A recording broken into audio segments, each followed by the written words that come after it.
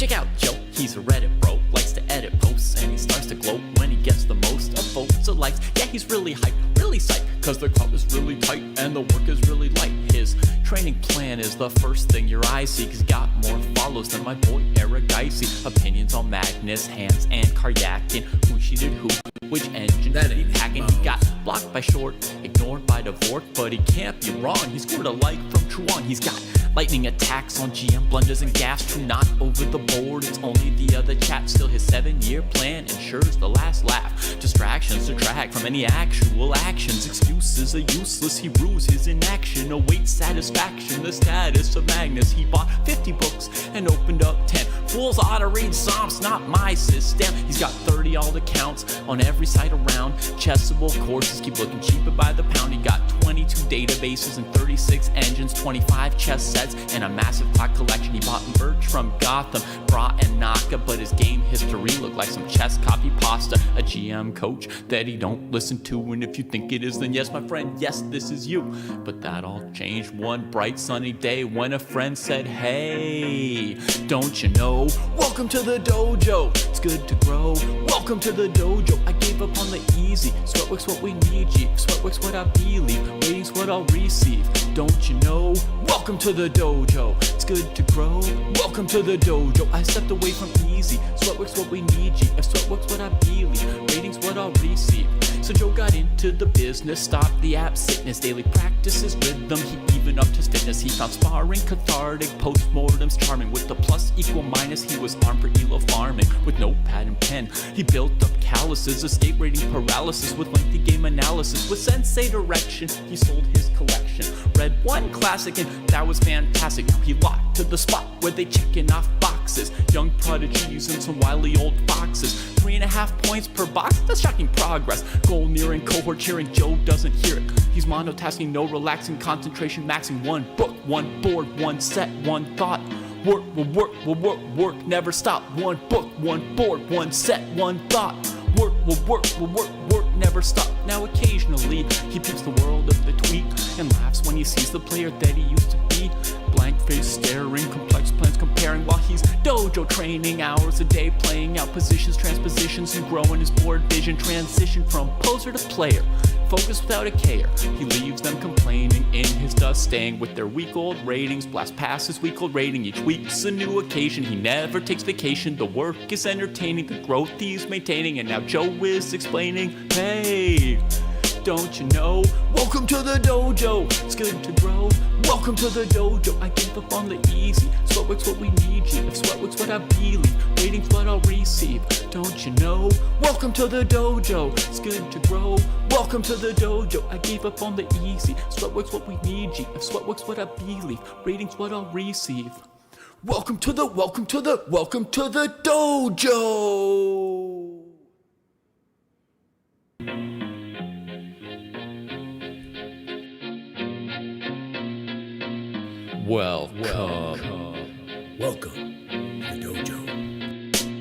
Check out Joe, he's a Reddit bro, likes to edit posts, and he starts to gloat when he gets the most of votes or likes. Yeah, he's really hyped, really psyched, cause the crowd is really tight and the work is really light. His training plan is the first thing your eyes see, cause he got more follows than my boy Resignation. Opinions on Magnus, Hans, and Karyakin, who cheated who, which engine that he hacking. He got blocked by Short, ignored by Dvorak, but he can't be wrong, he scored a like from Truong. He's got lightning attacks on GM, blunders and gaffes, true not over the board, it's only the other chap. Still his 7-year plan ensures the last laugh. Distractions detract from any actual actions. Excuses are useless, he rues his inaction. Awaits satisfaction, the status of Magnus. He bought 50 books and opened up 10. Fools ought to read Psalms, not my system. He's got 30 alt accounts on every site around. Chessable courses keep looking cheaper by the pound. He got 22 databases and 36 engines, 25 chess sets, and a massive clock collection. He bought merch from Gotham,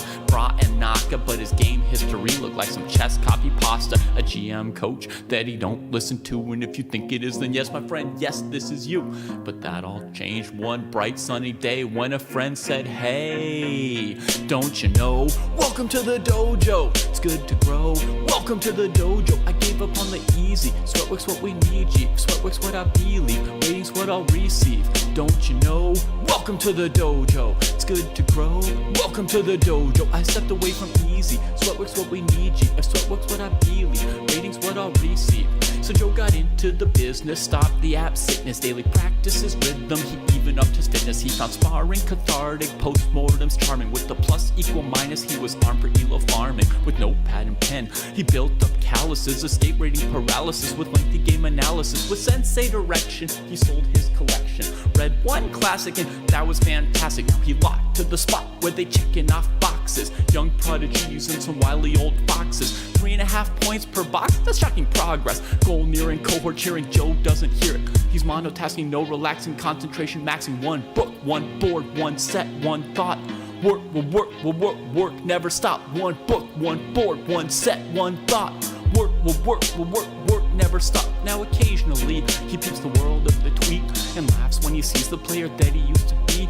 Blank face staring, complex plans comparing while he's dojo training. Hours a day playing out positions, transpositions, and growing his board vision. Transition from poser to player, focus without a care. He leaves them complaining in his dust, staying with their week-old ratings. Blast past his week-old rating, each week's a new occasion. He never takes vacation, the work is entertaining, the growth he's maintaining. And now Joe is explaining, hey, don't you know? Welcome to the dojo, it's good to grow. Welcome to the dojo, I give up on the easy. Sweatwork's what we need, G. If sweatwork's what I believe, ratings what I'll receive. Don't you know? Welcome to the dojo, it's good to grow. Welcome to the dojo, I gave up on the easy. Sweatwork's what we need, G. If sweatwork's what I believe, ratings what I'll receive. Welcome to the dojo! Welcome to the dojo.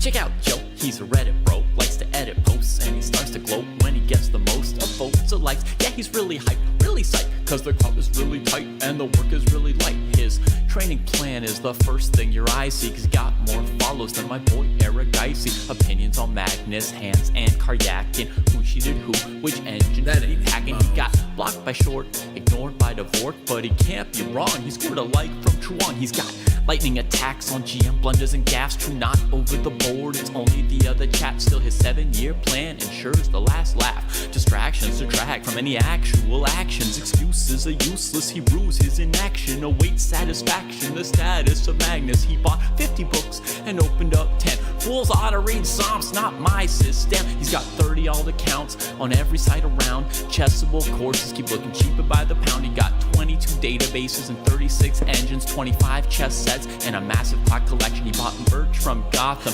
Fra and Naka, but his game history looked like some chess copy pasta. A GM coach that he don't listen to, and if you think it is, then yes, my friend, yes, this is you. But that all changed one bright sunny day when a friend said, hey, don't you know? Welcome to the dojo. It's good.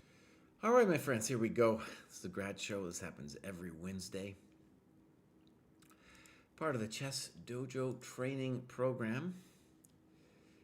And Hockey Chess Dude is here. Now, I miss Hockey Chess Dude. He used to be around a little bit more often. And I miss him. I miss him a lot. All right. So, Alan N, hello. And I wish I could get those other guys to do this once in a while. But I am the only one committed to the graduation stream for years. It's not like I own it, like I don't let those other guys do it. No, they just don't want to. They're lazy dudes. I'm the chosen one, that's right. Also chosen is astrology. Now, I think there might be like, there's astrology, and then this guy is like the science of That's what I'm getting from there. I don't know if that's right, but that's what I'm getting. So here's astrology. I'm going to give him a follow. 32, recently rediscovered my love of chess after 22 years. So that means he played until he was 10 and was like, I'm done. And just joined, got a nice little boost. So that's cool. That's cool. All right, I'm into it, astrology. Did you get any games so far? Let's see. No. Well, that's okay. Astrology, welcome to the dojo. Obviously, doing the work, getting some games in will be an amazing thing. Next up, we got T Sims. And T Sims, look at that line. He joined. I'm going to give him a follow. He's just flying up here. 413. Beautiful. Games? Nothing. All right. T Sims, welcome to the dojo. You're doing some good work. I can see it. The hockey stick curve from Mr. Hockey Chess Dude. That's right. Now we got DC Hansen. DC says, I'm loving the dojo. Structured learning and daily tasks are exposing me to a broader variety of things and providing a well-rounded approach to study that doesn't feel stale or repetitive. I can already tell I'm seeing the board differently and spotting things I would have easily missed in the past. The journey is just beginning, but the progress is definitely noticeable already. Well, thank you, DC Hansen. So, now does that mean he's from DC? That's just my guess. All right. And he's got some kids, and he's also got, looks like a New Year's resolution, doing some non-dojo tactics. I don't know what those are. Let's see if he's got is he in the DC club? No, that's a different one. He's in the Midwest. Maybe, he's up there in Minneapolis, it says. And he's a Hansen, so that might be indicative of his Scandinavian roots, like those Minneapolis people have got. I don't know. Now, one thing we do have to take issue with, however, is Minnesota really the Midwest? I had a debate about this once, and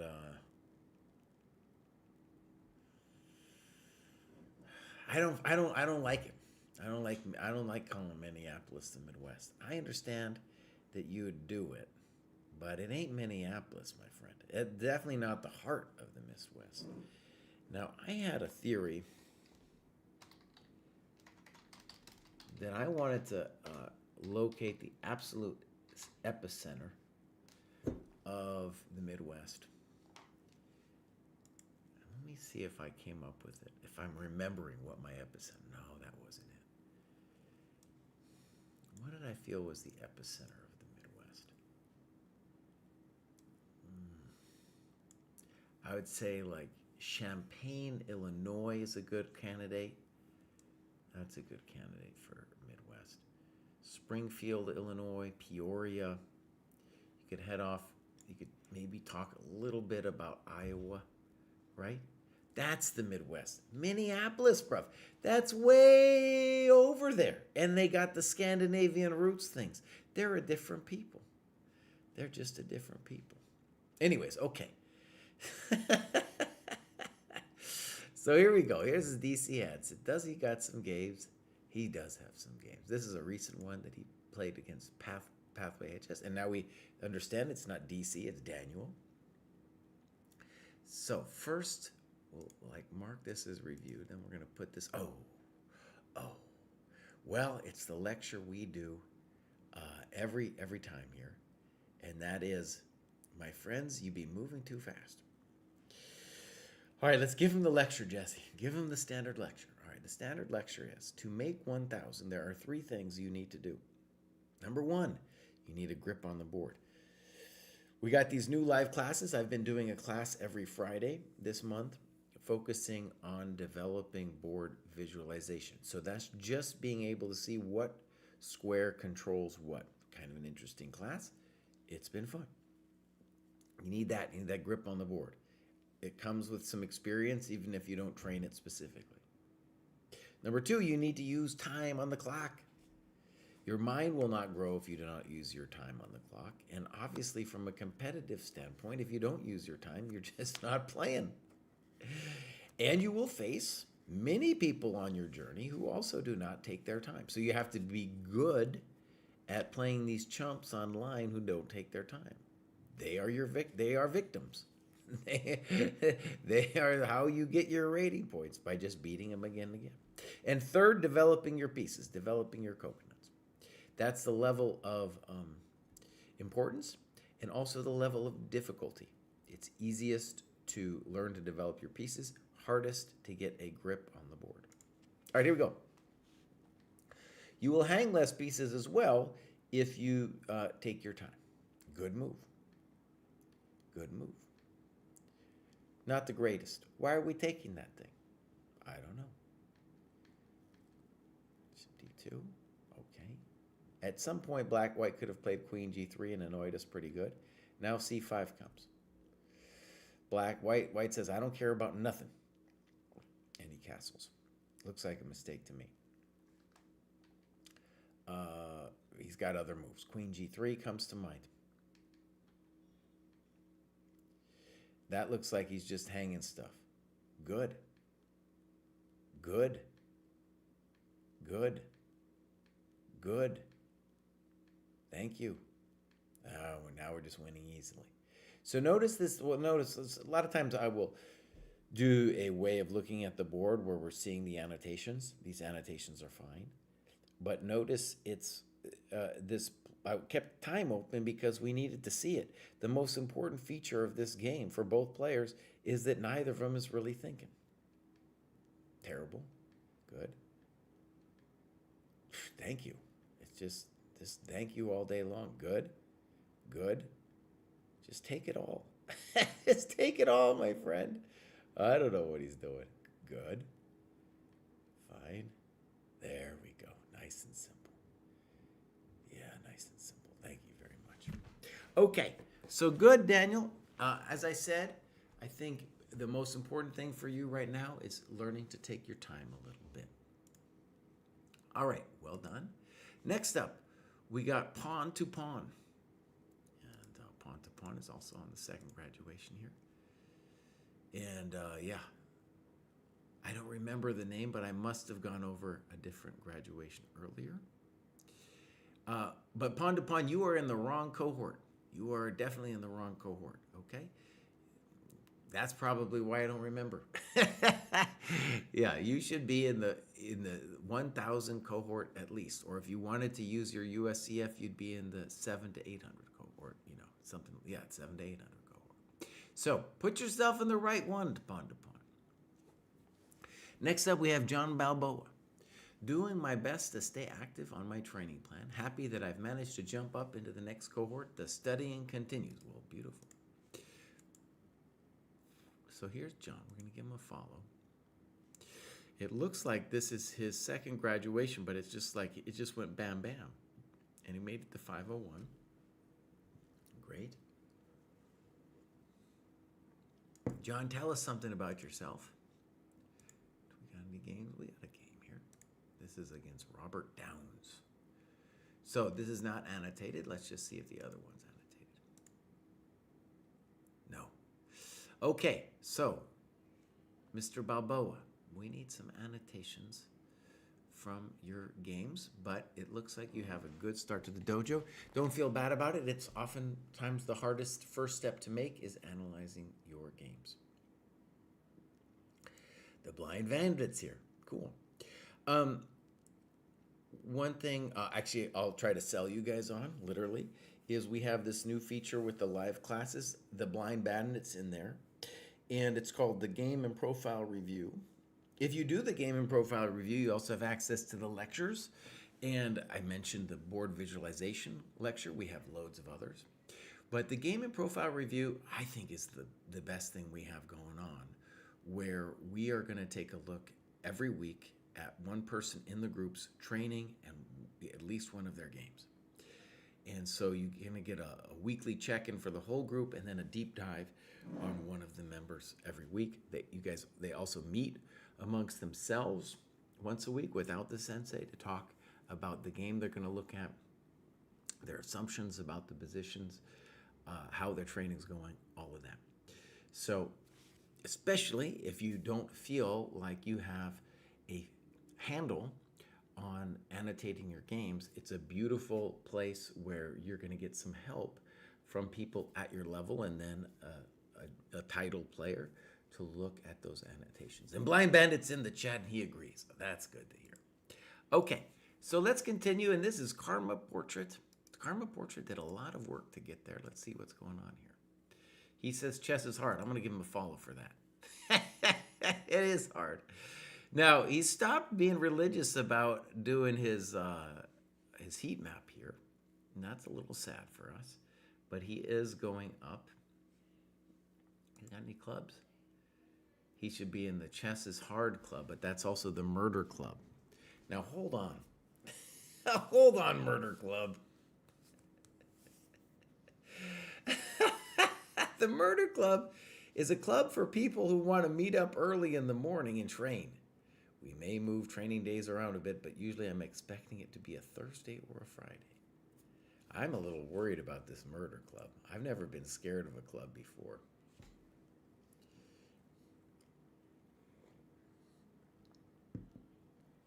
I don't know. I don't know, murder club. I don't know. Scares me, man.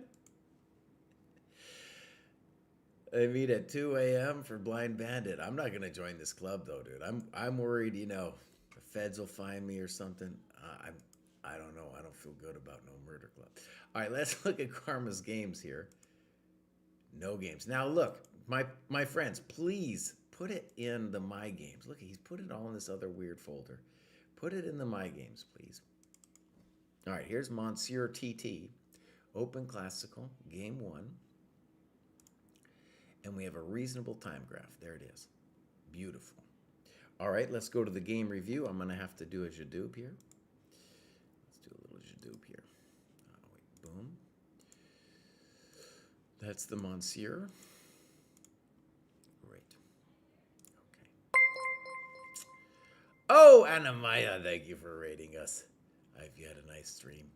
We're doing here the Dojo Training Program Graduate Show, so people who've made an amazing progress in their chess training with the program, and usually we look a little bit at people's progress, what they did in their training, and then check out a game. And so here now we're looking at somebody who's just graduated into the 500, 600 cohort, and this is one of their games that we're checking out here.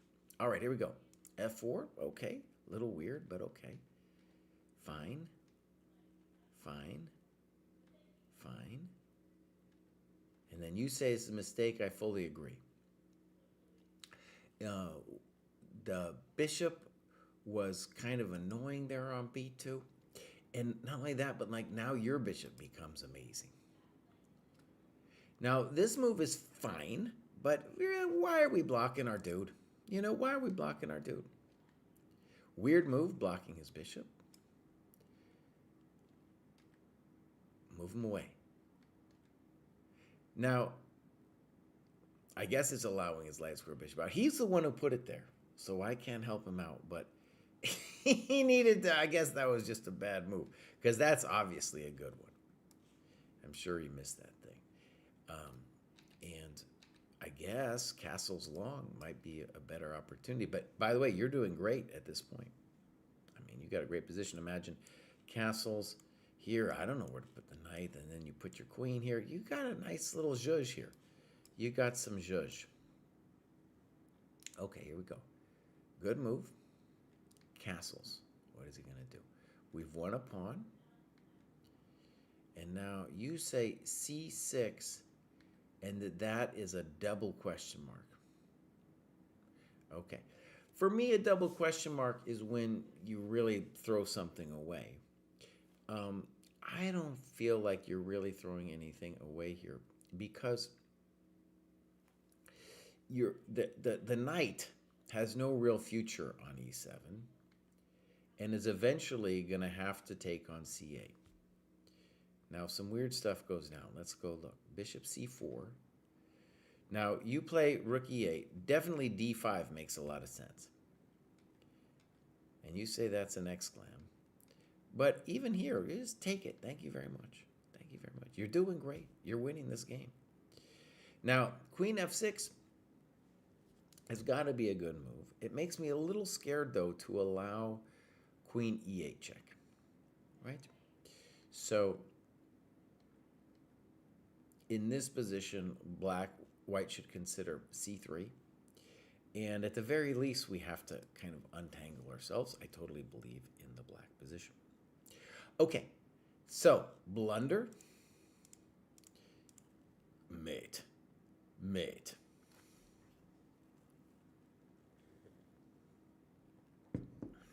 Thank you so much, Ladybug. That's her 1357 prime there in the chat.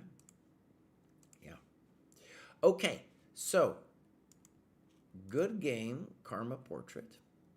And you're going to see a lot of games like this where your opponent doesn't develop, hang some stuff, and you're going to use that for your own advantage as you continue progressing up the ladder. It'll eventually get a little harder. Okay, let's go back to the grad show. Ba-bam. And now we have Baker, who is doing a bit of work here, and you can see it there, 600 to 700. What a wavy little rating gain there, up and down, but it's definitely going long-term trend up, so that's cool. Has gained 507 points since joining the dojo. How about that? Okay, so now we got clubs. Oh, we got a Canadian up there in Toronto. And we don't have any games yet from Baker. He just joined. As we were talking about this game and profile review, if you don't know, feel comfortable with doing an annotation, I think that's a great place to try it out. You know, even if you just want to do it for a month, I think you would get a good sense of how to annotate your games. You would be forced to do it yourself, and of course, you'd be helping other people with their annotations. Okay, let's continue. Next up, we got Zach G. Zach says, happy to have another graduation. Have more free time lately, so I've been able to put in some more 30-plus games. I can feel the level of play getting higher. I get less easy tactics and hanging stuff to take. A lot of my wins have been grinding a 1 or 2 pawn lead. So I think I'm going to be approaching a plateau possibly soon. Be interesting to see how I'm able to power through that. Did my first Dojo round robin 2. And let's just mention, Dojo round robins, you don't have to be part of the dojo to do it. I think we charge you like a nominal $2 fee.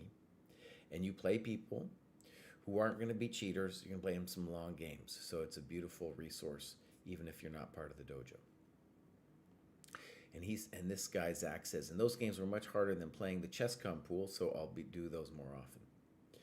They're generally going to take their time because they know I'm going to yell at them if they don't take their time.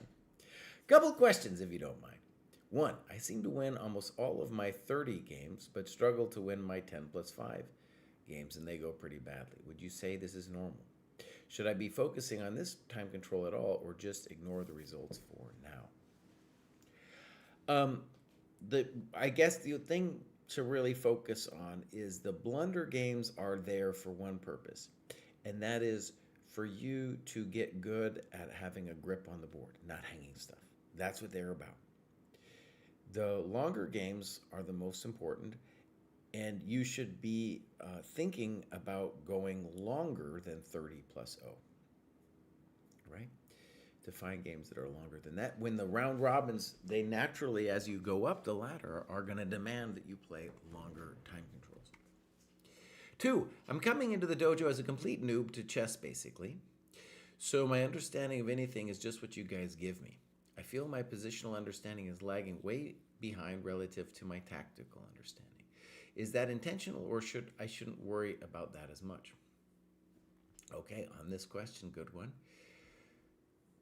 The speech that I gave earlier, don't know if you're here for this great speech that I did, is that to make it to 1,000, there are 3 skills that you really need to focus on. Not hanging stuff, using your time on the clock, and developing your pieces. Developing your pieces might sound obvious, but really is the basis for positional understanding, because later in the game, you want to be sensitive to poor pieces in the same way you're sensitive to undeveloped pieces. It's the same thing.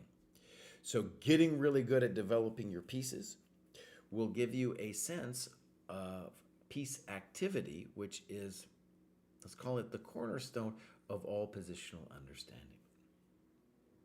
Okay, here we go. For my review game, so for now, don't worry about it too much. Don't worry about it. Focus on those 3 skills. For my review game, I put 2 into the My Games folder because I wasn't sure which you thought would be better to look at a clear loss or grinding win. If you think clear loss is better, pick the game against Baker. Okay, great. Let's go look at Zach G, who has been on a tear here. Look at that line. He's a washed dad. Now, he might have meant washed up dad, but I like the idea of a washed dad. I'm a dad too. I don't know if I don't know if I'd call myself washed though, you know? I might be washed up. I don't know if I deserve to be called washed. Okay. So this is looking good. Let's pop this out. You can see his amazing heat map here. Now we got some clubs. Oh, he's in the Maryland Dojo. There it is. I'm in that one. And the Habits Bros. Oh, they got pissed at me, you guys. They got so pissed. So just briefly, I saw in the graduation show that there existed on our site this club called the Habits Bros. I think there might even be a different club that somebody created that has even more members. And those bras found that video because I just did a critique of these ridiculous habits that they have. And, you know, I just did a critique. I like the chess bras. I know them. So it wasn't like a personal thing. But they came after me, man. Their minions came into that YouTube chat section and then just started ripping me apart, dude. Anyway, so hopefully there's no bad blood. I don't think there's bad blood between me and the chess bras. You know, it could be bad blood, though, between the dojo and the minions of the chess bras. They might really have it out for us now. I might really have blown it. Well, Michael, you can go see the video. One thing maybe we could do, actually, is have like Aman on and on the podcast. We could have a little debate about it or talk about it. Well, Blind Bandit, thank you for saying that. I don't know if they feel that way, though. They certainly felt. One person called me clickbaity and all. I just got nailed if you look at those comments. Nailed. All right, here's Zach G. I don't know which game to look at. Oh, there's a couple here. So he mentioned Baker. What was the other one he mentioned here? Vin Copy is the other one. I'm going to choose Vin Copy just because it's more recent. How about that? So we got this time graph. As is typical, we have people moving too fast. The good news is that the dojo guy had better clock usage than the non-dojo player. Notice too that when it gets to maybe what's an endgame, we'll check it out. The people stop thinking. That's very common for what we see in the dojo. People are tired. People don't understand endgames. All right, here we go. So, fine. Okay. So he did this to avoid the fried liver. But the tricky thing here is that knight takes e5 is a problem. And the thing we should say about knight takes e4 is the real benefit of this move is that we want to whack him with tempo soon with d5. All right, so maybe a good move. And now if I was worried as black, it would be this move. All right, probably okay, knight e4. It's obviously all very spicy. That's not a developing move. Knight f6 is, of course, the safest. And that scares the bejesus out of me. That doesn't look right. And now we hung a piece. Oh, man. All right, so we're down a piece. In general, we don't want to trade when we're down. Good move. I like c6 a lot. Very nice. Good move. Poor. So he should castle. castling that way is second best, but, fix your rooks. Now, that's just a cheap threat. You should be focused on developing your pieces. Knight a6, for example.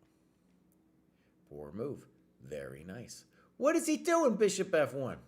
What are you doing, buddy? What are you doing?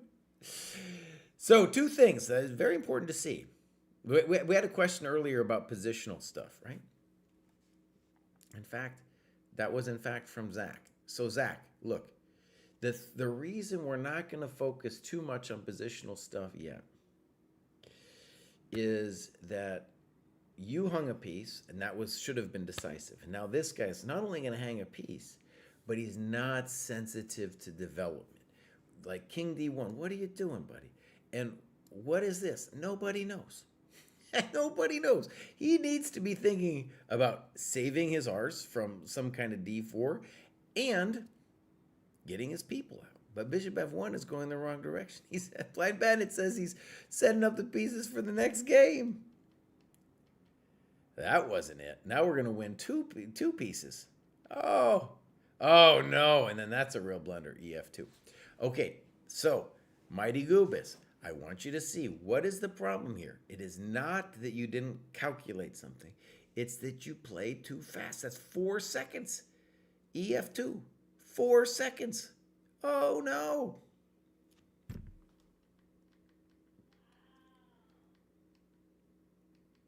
All right, now what's our prognosis here? We really made it hard on ourselves. D8. Okay, fine. He's just helping you get your bishop to G6.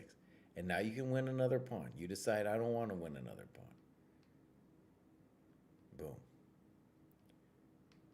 Boom. Check to the miserable game. Here, okay. B3. Nobody knows what it's about. Okay. Nobody knows. Okay, good.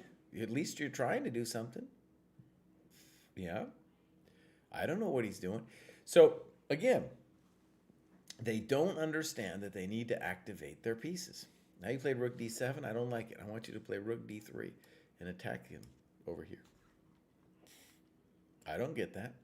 Thank you. Thank you very much. Now, those are called useless pats or checks. Okay, I don't know what he's doing. I would prefer you just play g5. Let's start. Pass pawns must be pushed. Kind of weird.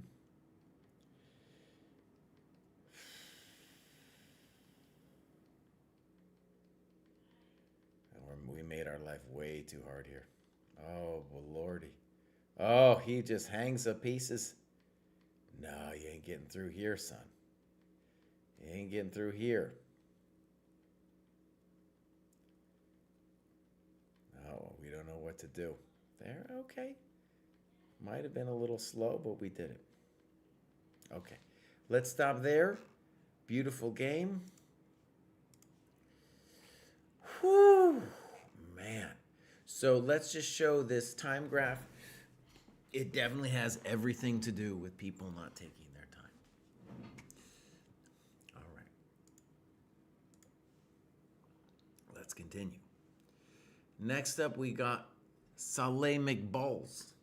Saleh. You just like me saying balls.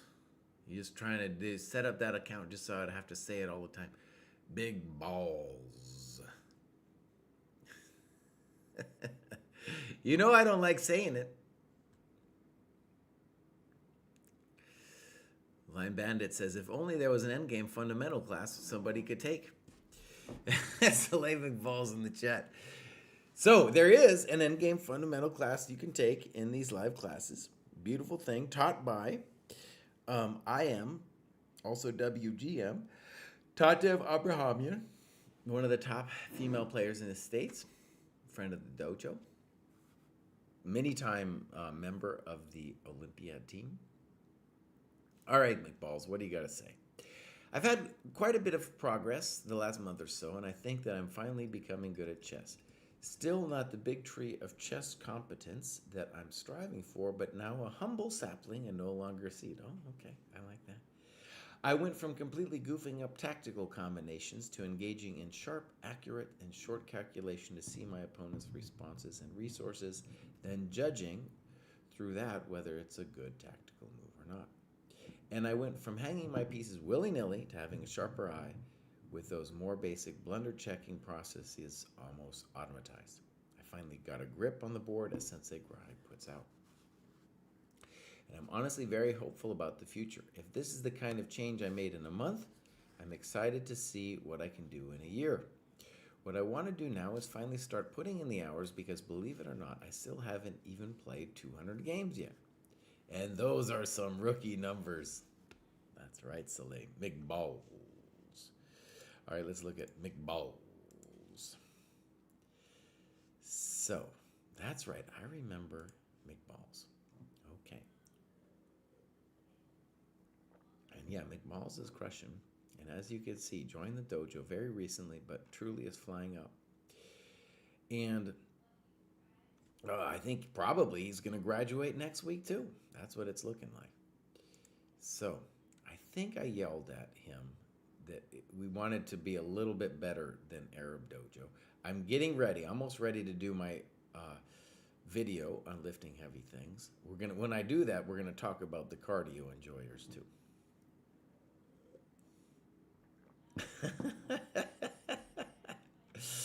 All right, here we go. McBalls.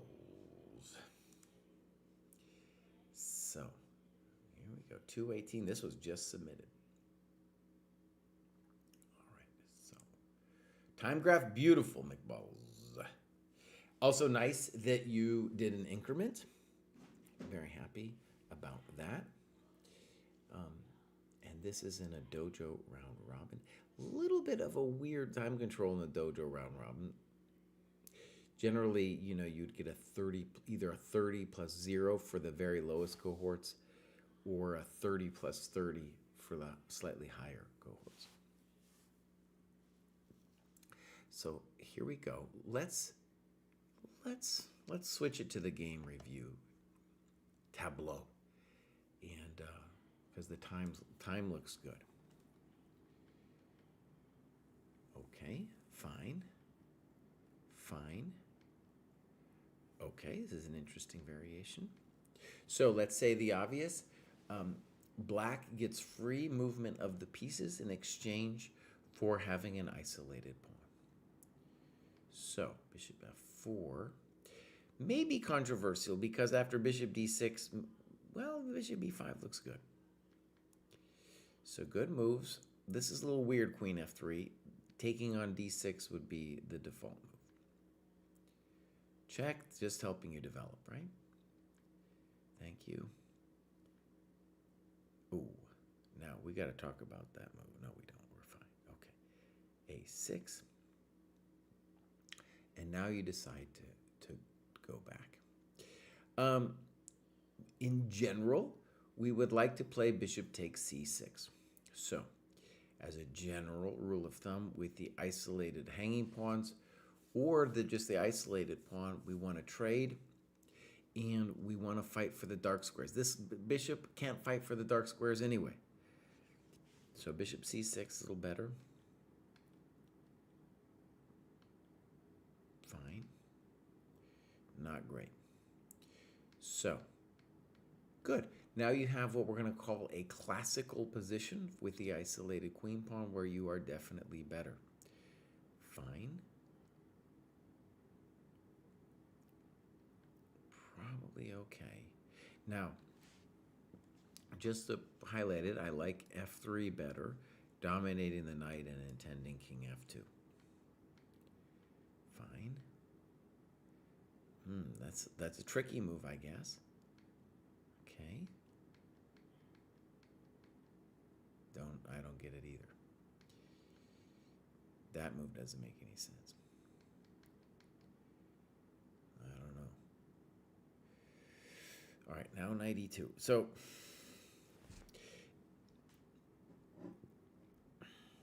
one thing we want to stress. Uh-oh, my visage is all messed up over there in the corner. What happened to my visage? My visage got all messed up here. Hold on. How come I... What happened to my visage? All right, visage. No one even warned me before that my visage was all messed up.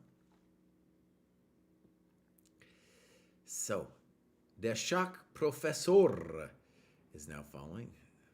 Vielen Dank, Schachprofessor. And, all right. One thing we have seen again and again is that players, once they reach an endgame, have a hard time thinking. Now, it's got to be said about McBalls. He doesn't have that much time left, but he does play this next move, 92, very quickly. And it was time to do a little thinking here. Bishop b3 is interesting. Bishop takes e4 looks mighty strong. Followed by king d2, e3. You know, we got some things that we're going to give him some questions. So this is just too fast. The knight's fine on d4. Good move by black. And then it would have been better, I think, to play king d6. He's going there anyway, I guess. A little frisky from him. Notice you're just going back to where you were. Now I don't know what you're doing. This is controversial because now this pawn is going to be passed. So he's playing instantly. Maybe he should have taken a little time. All right.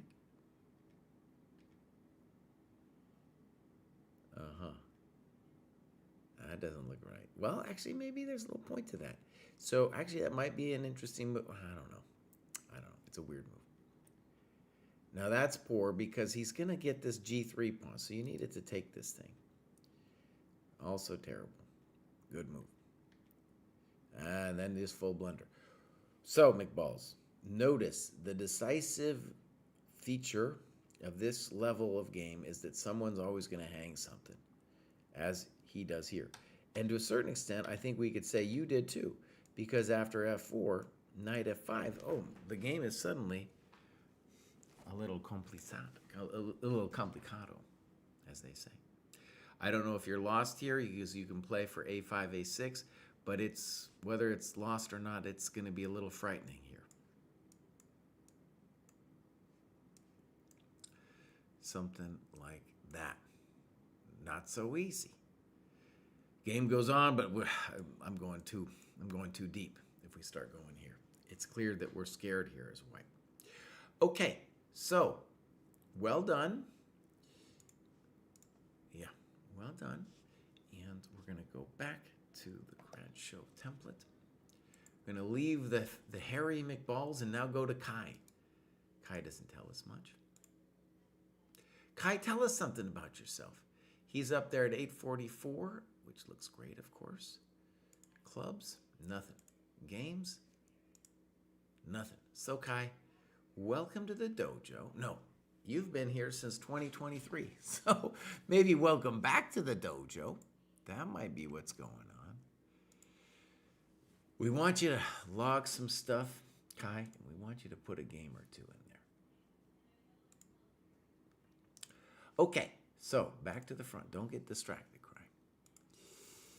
Next up, we have a famous dojoer. Let's read what he says. I like this guy, Aotis. Aotis went to the same high school I did, Santa Fe High.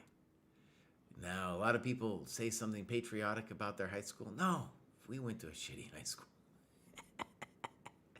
Aotis, though, he did better than me. He's got an interesting professorial job and stuff. And now he's on the chess quest. So let's read what he says. Feeling somewhat unmoored since the new year. Demon pride. That's right. Now, I got to just go on my little rant for Aotis here. So we went to this school. And when I was there, maybe they had already taken it down by the time Aotis was there. But when I was there in the gym, they had this magnificent demon. And he was definitely an evil-looking dude. Now, the thing about it was interesting is like somebody had done this in the 70s in the height of like, you know, some rock and roll style. Some kid had probably done this mural, but it was well done. Now, Santa Fe at that time still is a very Catholic town. A little bit of fringe religion even going on. And so the demon was controversial from the start, but therefore kind of beautiful. Long story short, they took me and Aotus's demon down, dude. They took it down. Maybe Aotus, was the demon still there when you were there, bud? Were you still there? It was a great demon. I don't know what they did with that. That was when I think about demon pride, that's all I got was that demon. And then they took him away. Okay, so he's missing the collaborative process that came with the dojo profile and game review workshops I participated in last year. Aotus, you can come back, bro. You can come back. This group that we got, it's a great group, man. It's a great group. So I'm hoping Aotus comes back. He says, to develop this in my sphere, I've tried out an IRL chess club in my city and some one-on-one coaching session, the latter with mixed effects. Knows All is amazing, though, and I would continue to work with him if he were available. That guy's got a kid.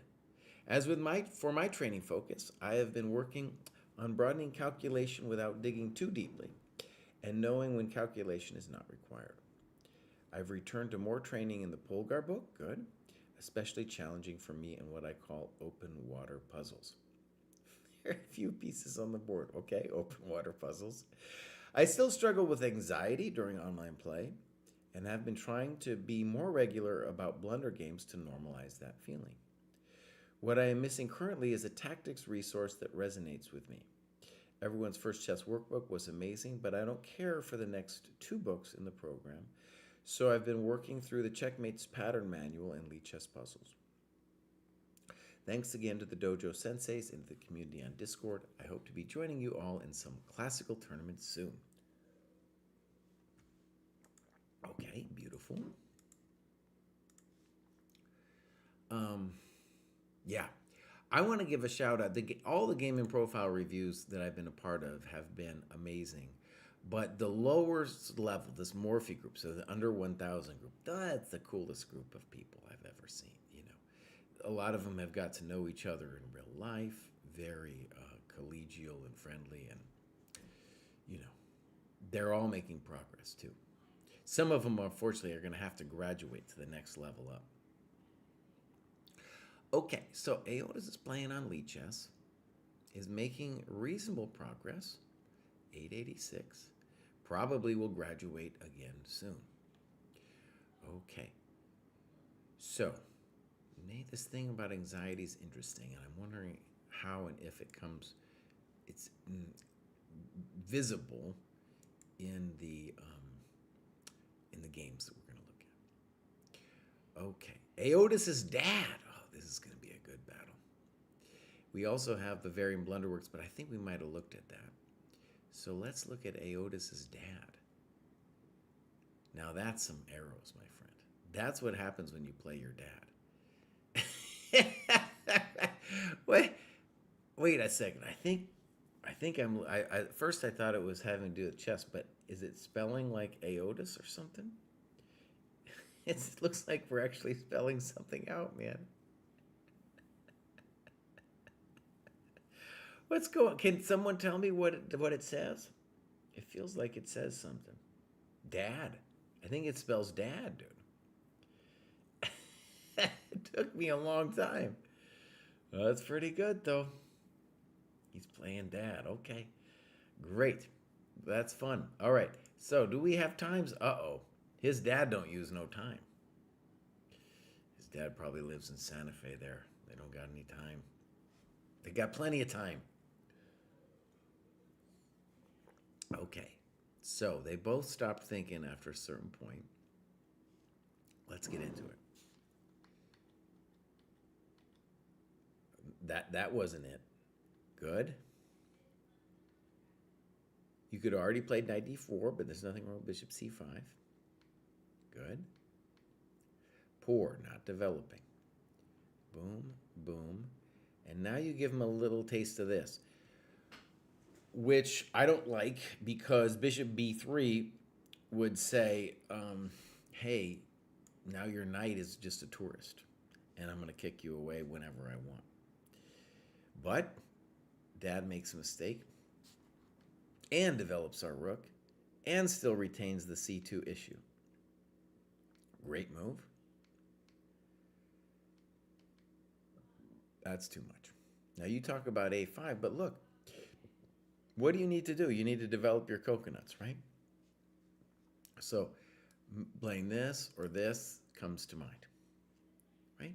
Also, Queen H4 looks pretty good. Something like that.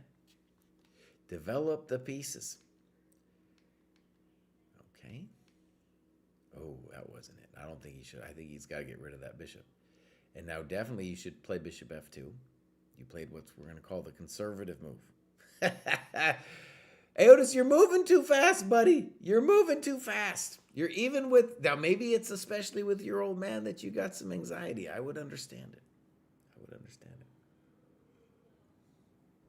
it. Oh, he's out in Duluth. He's got plenty of time. Yellow says, let's say you gain some rating, graduate, then lose the rating again. When should you go down a cohort, and can you graduate again?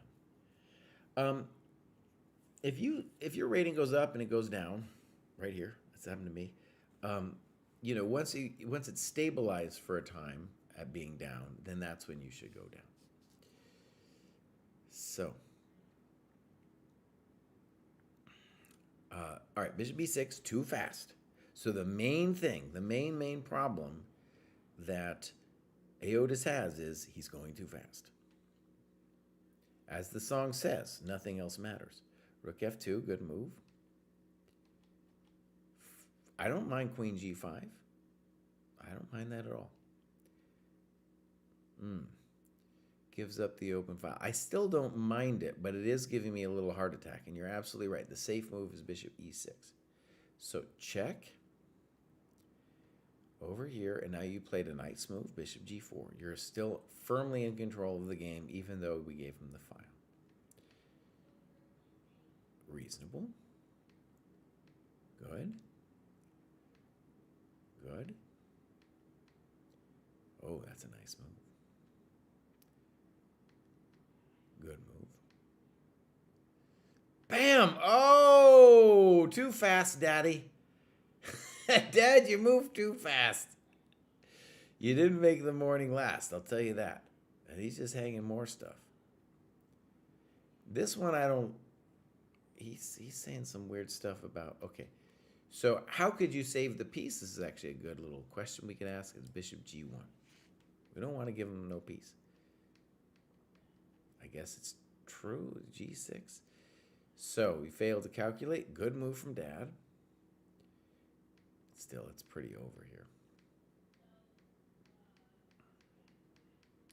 Little sloppy, but you're winning so strongly here. It's hard to argue. Okay, so I think it would be cool if you continued to have battles with your dad.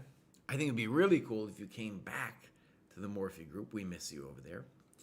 And let's just say, from this game at least, your primary problem right now is that you're moving too fast.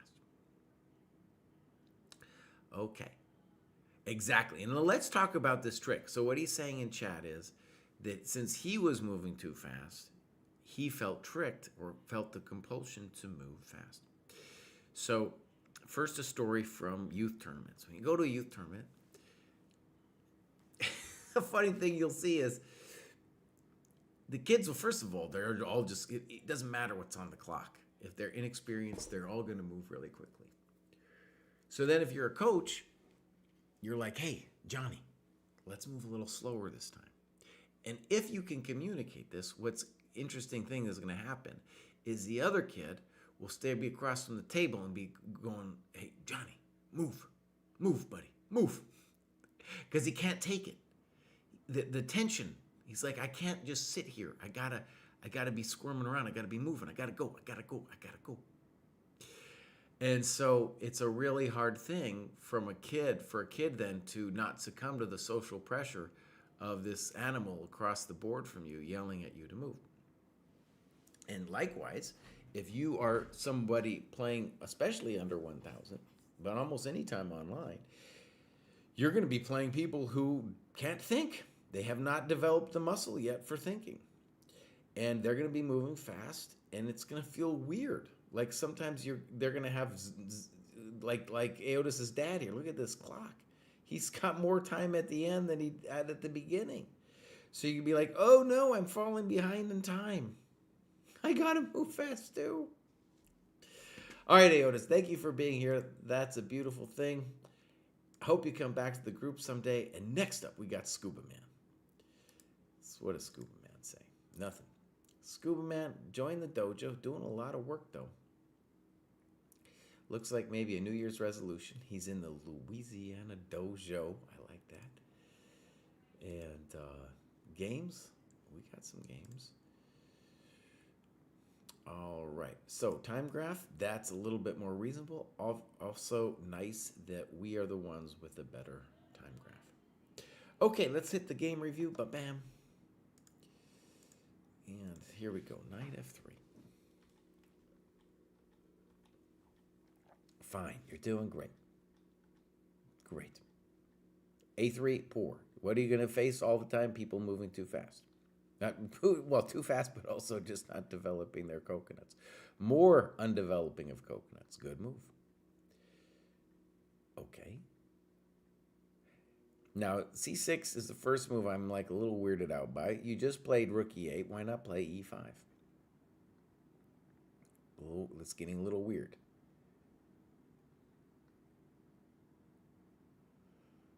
Now, we're going to say that's a hell of a move. Congratulations. Good move.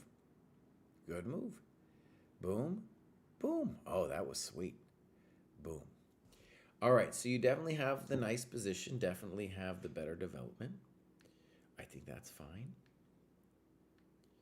Fine.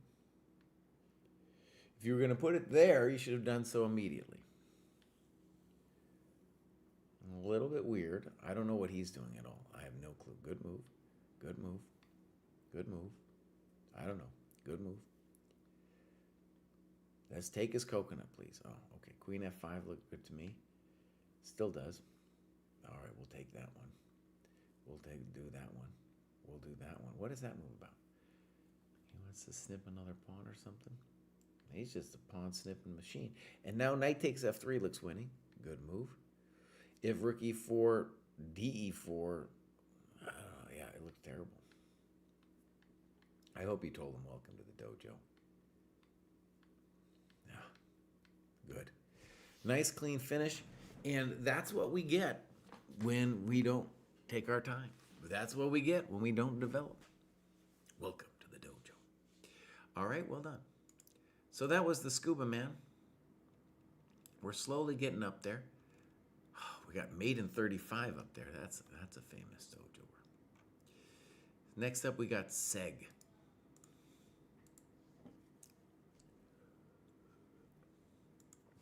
All right, this is the famous Seg. He once did a lot of work at the end of last year, and now he's just kind of, he hasn't been doing anything, at least with his heat map is what I should say. Now here, I want there to be a thing called My Games, and that you then do those My Games. I feel like I might have already looked at this. No, I haven't. Okay, so we should have had some clock times here. I have a feeling we didn't import it correctly. In any case, we have here, I feel somewhat conflicted about this game. On the one hand, I think this is one of the best games I've played with the King's Indian. I picked this opening when I first started learning strategies against D4. Okay, I'm going to go ahead and say at this level it has nothing to do with the openings. But good development. Okay, fine.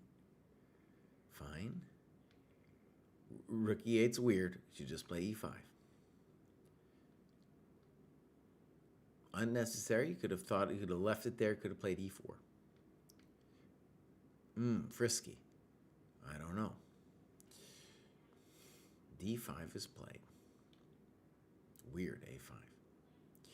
I don't understand that. Move gives him the B5 square. Could have considered A6 or Queen A5. H4, maybe, as long as he develops the rook. And now you really like this move, knight G4. Okay. So, bishop D3, okay.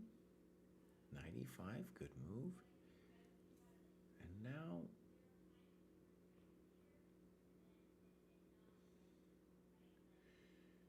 Queen D2. Now I want you to see with Queen D2, he's not threatening anything yet. If he plays Bishop H6, you have Knight takes D3. That said, what you did makes some sense. And now it would be cool if we had a good move here. You played King H7. And that's a good move. That's a very good move, Rook E4. But unfortunately, he's got this. Now, you did a very fancy move, my friend. You did a hell of a move here. Dang, oh, you get some props from me here. Look at this thing. Look at this thing, what he does here. Whack! Oh, man, that is one of your nicest games. Look at that nice move. Bam! Oh, no. I guess that's his only thing. And now he's crispy critters. Check. Snip.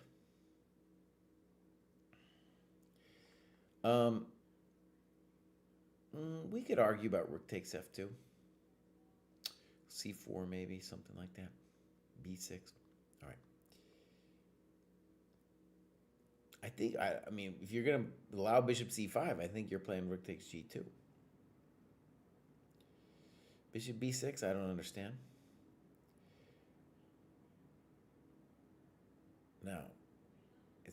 Now we need some time for calculation. King g7, d6, rook he1, king f8. I don't understand. Rook e7. And I think we're hosed now. Oh, no. Okay, so what we needed to do for our analysis, okay, is to try to figure out what we did wrong. So rook a6, maybe we're already in trouble, but we still need to say what we should have done. For example, I think rook c8 intending rook c2 is very strong. If rook c1, we can snip once and then put the rook behind it. Now, are we already toast after bishop c7? Hard to believe. Hard to believe that we're already toast. But the issue here is once he plays d6, we're going to have to play bishop d7. So in this position, we could... That's a little hard. Our rook really is dramatically misplaced.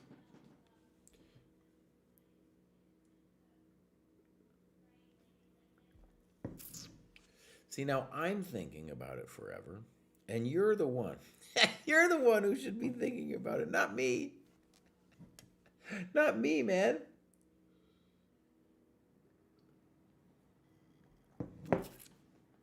Here's a basic thought.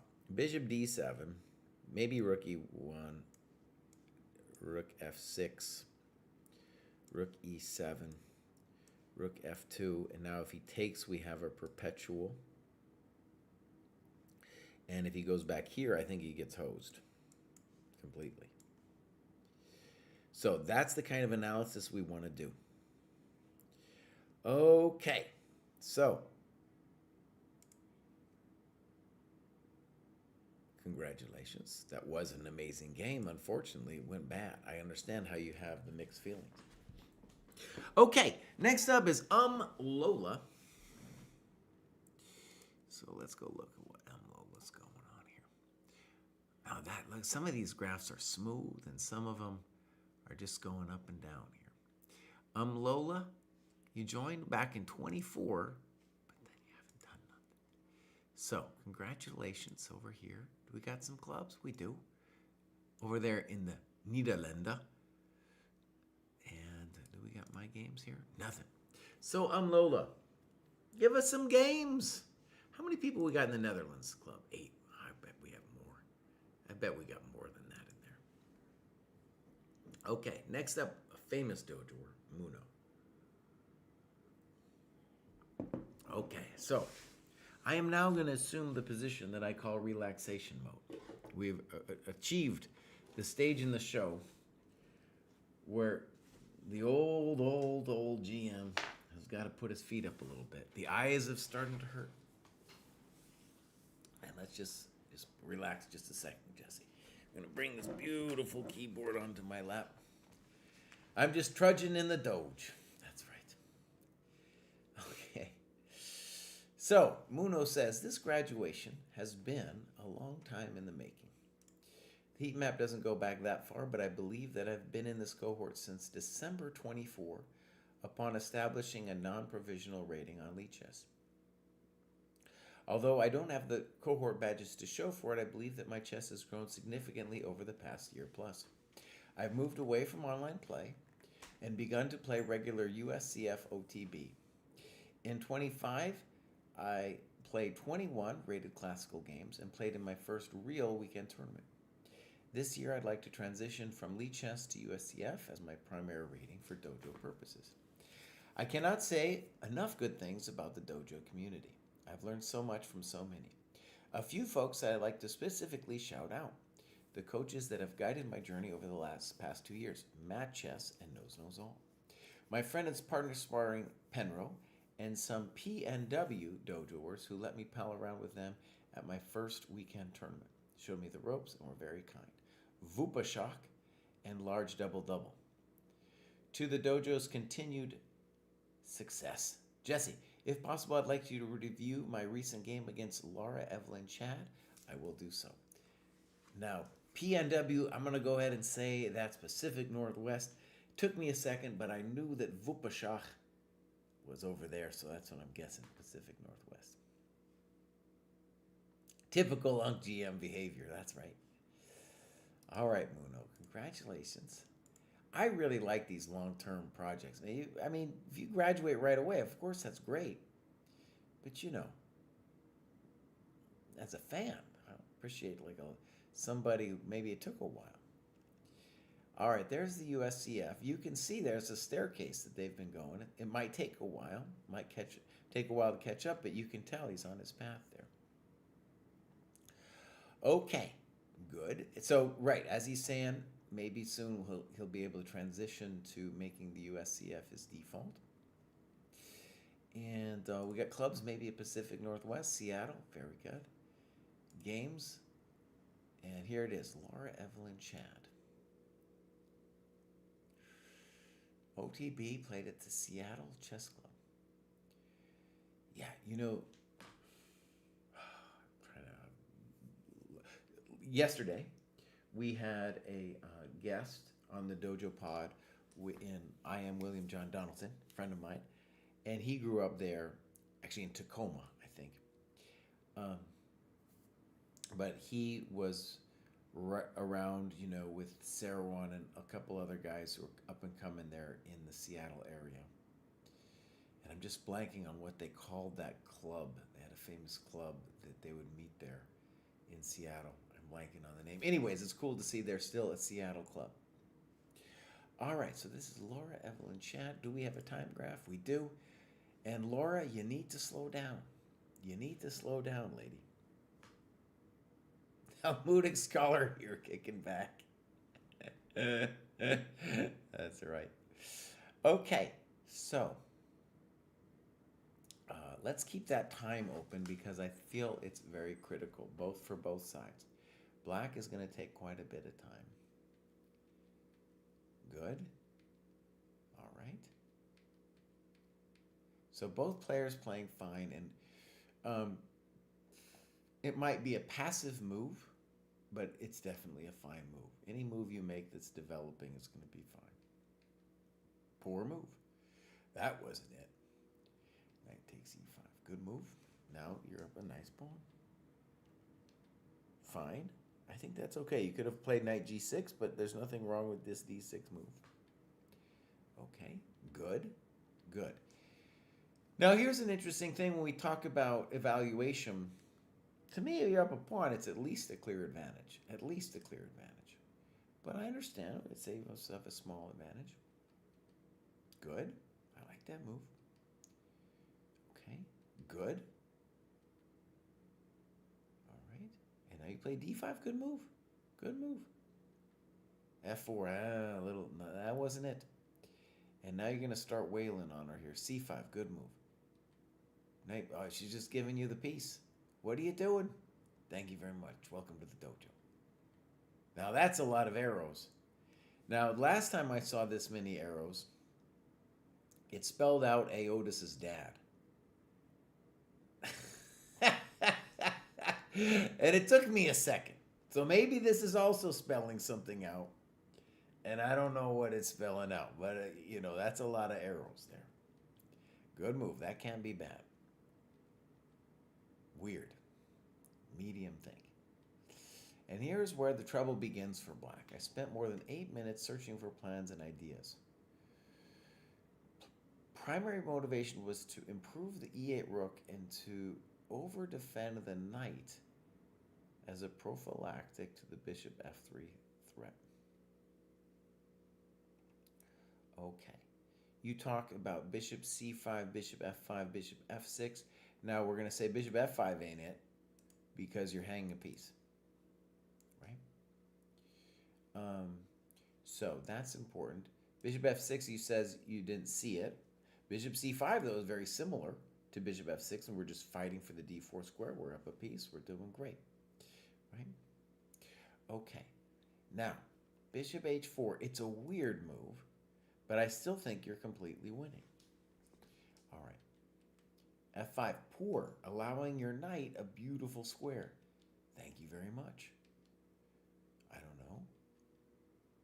Wow, it's getting really weird. So, one of the things to recognize is at the level you're at, okay? People like this, like Laura, are going to hang pieces. Now, Laura has been deluded into thinking that she needs to learn book moves or something. No, Laura. You need to stop hanging your pieces. That's what you need to do. And when they hang pieces, it's then going to be a key skill for us to calmly consolidate the position and win, mostly by trading stuff off. So bishop g3, even if this worked, I would say it's a bad move. There's no reason to take any risk here. You've got everything. You've got everything in this game. There's no reason to be doing anything fancy, right? A6, queen d7, something. Right? You got all kinds of moves here. This is too complicated. She takes. Okay. Bishop f5. Okay. Now knight f5 would be what we're going to call the safe move. Now she's going to give you bishop f4. And you played a6. And where you say you spent half of your remaining time. Okay. Queen h4. I mean, the thing that's weird about when you say you didn't see queen h4 is when you played bishop g3 earlier, I don't know what else the intention could be except if you want to try to mate him with queen h4. Right? All right, so a6. Oh, no. Yeah, it's just weird that you do it. It's so weird. Because you got your coconuts are hanging. So bear in mind that it's as old as ever. It has nothing to do with openings or other weird things. You're hanging things. And there's like a lot of coconuts hanging. That bishop on f5 is hanging. Everybody's hanging. And you give this a double question mark, but I think it's already really bad. Maybe queen f6 or something. It's really bad. I just taken all the coconuts. Check.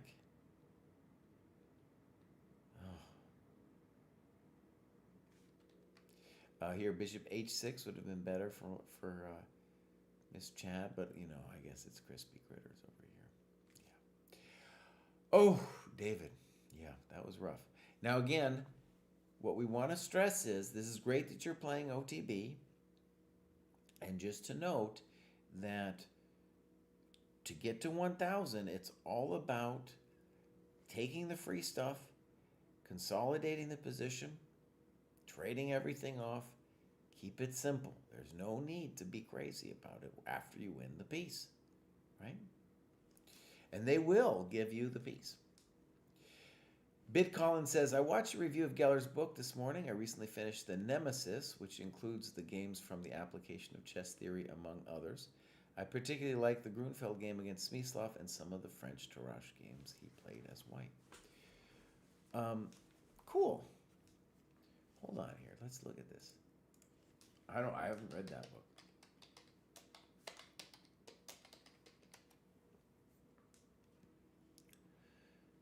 Right. So, Geller's Greatest Games. Let's look at this book, actually. So,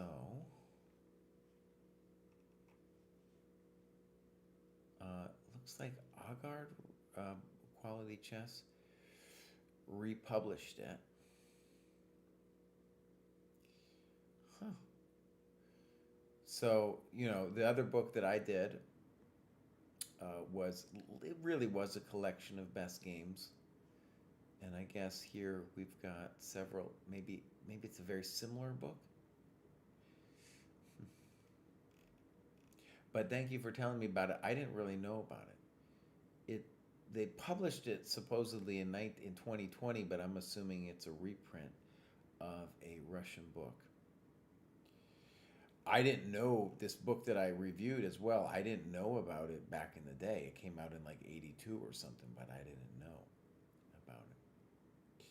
So, cool. Thank you for turning me on to that. All right. So, I'm going to mark that as reviewed, and we're going to continue here. Next up, we have Blunders Queens. Cried. It seems like we got a lot today. We're not even close to done. You need to hurry up, buddy. Blunders Queens, here we go. Join the dojo, doing really well.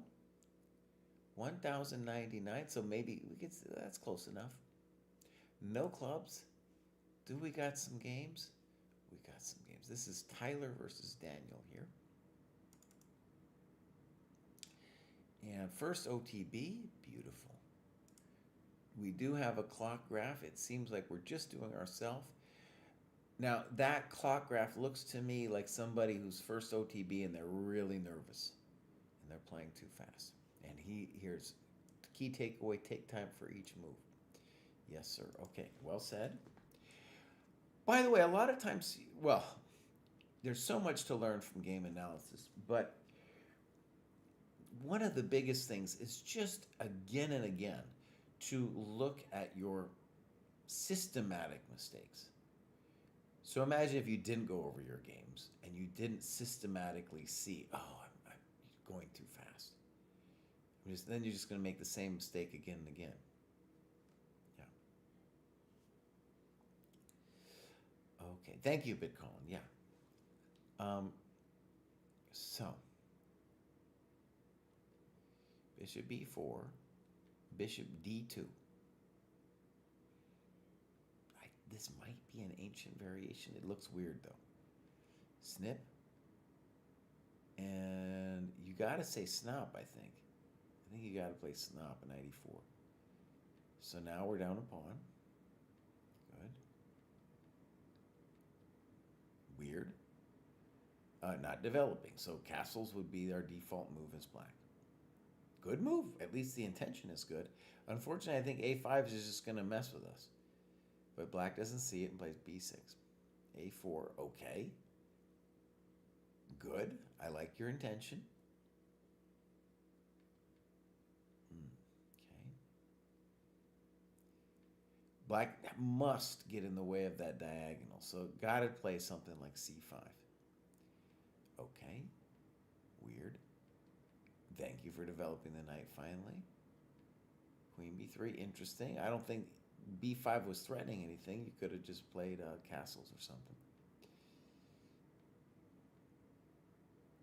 So you call this a double question mark, and I guess if B4 is the body blow that it might be. Yeah. So I guess we needed to always say what you should have done. It looks like Bishop C5. is what we should have done. And unfortunately for us, that's really a bummer right there, b4. Also, unfortunately, he's not threatening to take yet, but there's nothing we can really do to avoid getting snapped here. That's most unfair. Most unfair. So, some creativity by black. But we got a little something something here. We did get something. Good move. Very strong move by black. Only move. Queen g5. I don't know if that's it. And that's just allowing queen d6. And this is not what we want. We do not want to trade queens. So over here, queen g5 is a good looking move, but it doesn't really do anything. Because queen c5 is not a threat. Trade, now we're toast. Simple chess. Good move. And rook gd8 is a fine looking move, but if he had found e5 dominating our knight, well, our life would have been far less simple, because that's a great move, and that's a good move. And now we have, at the minimum, we have some compensation for our lost material. All right, big question. So, when you say it's a more solid alternative, what you really need to do is think about it, buddy. But you're playing this instantly. Buddy, you're playing this instantly. What are you doing? This is one of the most complicated decisions I've seen in all of my coconut life. This one's hard, man. I don't know. All right, so let's talk about the obvious. The A pawn's going to be stopped. And black is going to have the ability to do a thing like knight d7 to c5, where he might just start taking all your coconuts, right? Now, b3, it's still pretty hectic. You know, I don't have any clear answers of what's happening here either. I want to stress, like probably knight a6, and I'm afraid here too. But at the minimum, we need to calculate this thing. We need some ideas. There could be some interesting things happening. All right, c6, knight b8, good move. King f1, and now we're toast. Good move.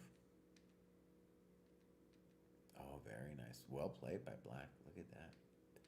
Thank you for all your bits. Your bits is gone. Your bits is gone.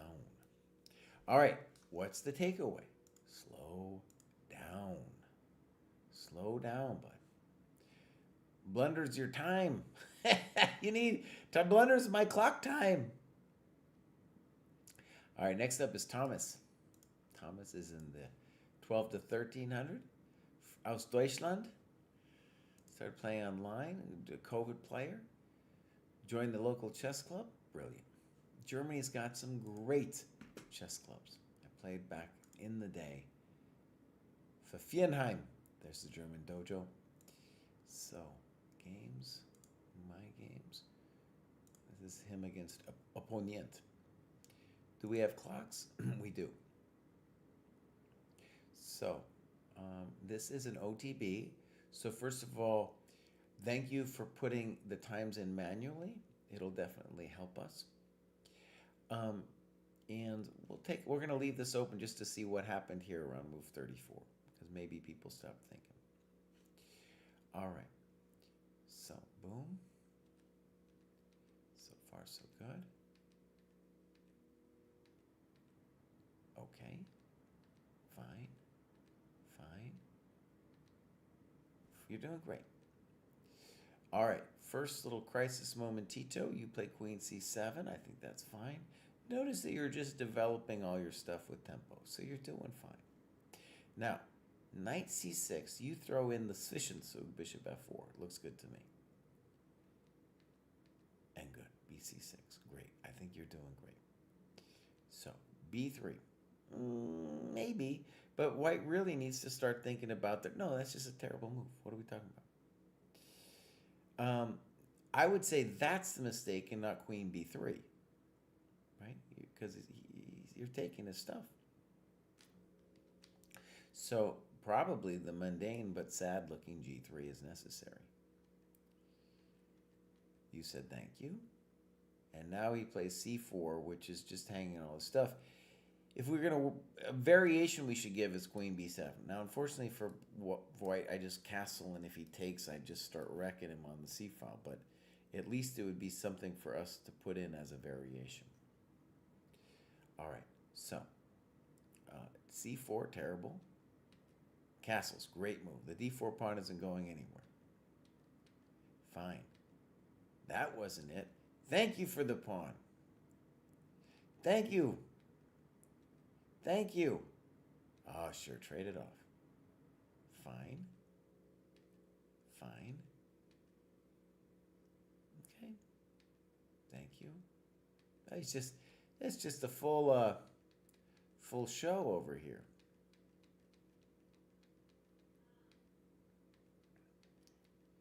Okay, I'm assuming this is toast. Great. Great. And, nota bene, I was going to criticize him, or I thought maybe it would be a thing to criticize him when they got to move 31, and then he's moving without thinking, but the game was totally decided. His opponent could have resigned. Could have resigned. That was one of the things the chess bras I kind of took issue with. They're like, even a strong player, you never resign. I'm like, bro, there comes a time and place when you resign. I'll show you one of them. This one. This is one of them right here, buddy. It's time to resign. It's over. Just give up the ghost. All right, here we go. So, next up, we got Moon's Pawn. That's a nice one, Moon's Pawn. Took a break from chess in the last quarter. Made good progress until then. I feel ready to move on to the next court and continue building my chess up. All right, this is Moon's Pawn. I'm going to give him a follow here. Doesn't say much. If I click out, yeah, so he was very active in the summer. Took a little break, as he said. Clubs, nothing. Games.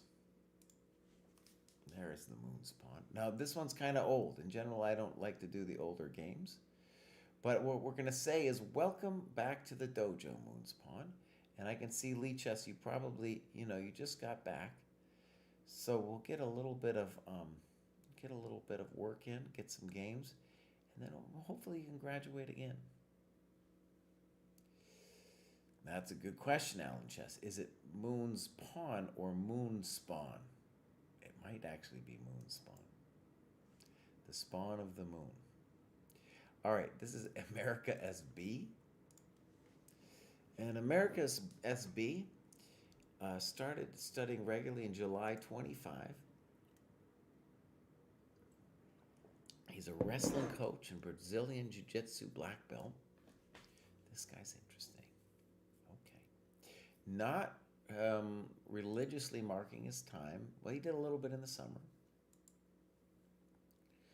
I wonder if let's see if there's a Brazilian Jiu-Jitsu club or something. Maybe that might be interesting. That might be interesting.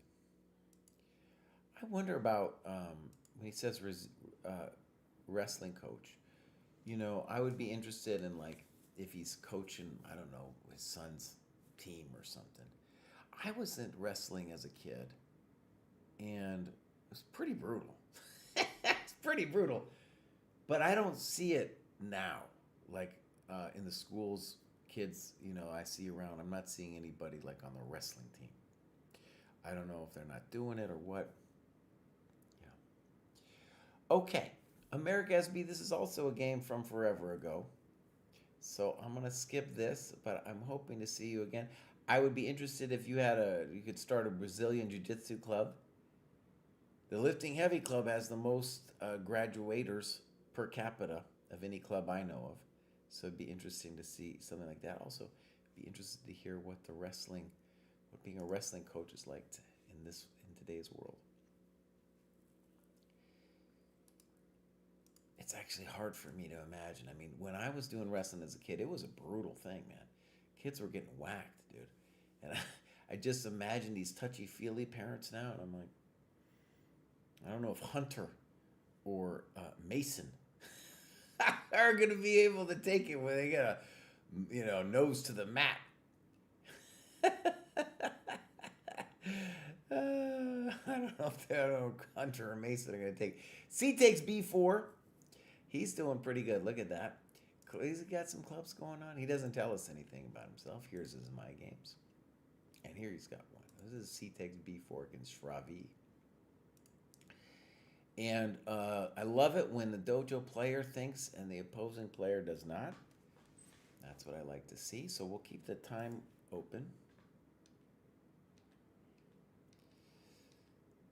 Okay, classical so far. Little frisky, this F4 move. All right, so now.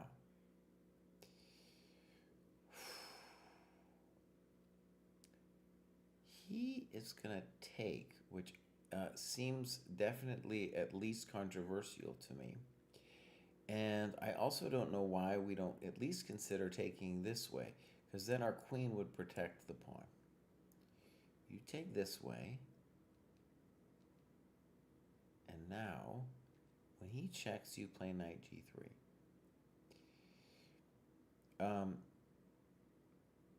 Okay. So, the reason to think that maybe you're still alive here is you have space and the development is all bad for him. Now, still pretty frightening here. So queen c2. Whew, we're down 2 pawns. I like this move. Not only are we putting the pawn there, but we're going to maybe give this bishop the business. Good move. Bishop a4. But that was his problem. The bishop had an issue about where to go and what to do in life. That's why c9 h5. e5, that's no bueno. And then I don't understand why you don't take on g7. For sure take on g7, but what are we doing, e6? Do you not like pawns? Did they do something to you? All right, g6. I don't understand this move. Why wouldn't you just take the pawn on e6? I don't get it. Now that's weird because now he's inviting you into f6. And look at this. He's almost made it here. Look at this. Checkmate. King d8. I don't know. He's doing funky things to himself. You take and you say, all right. And then you take this one. Fine. You give him a little badooble.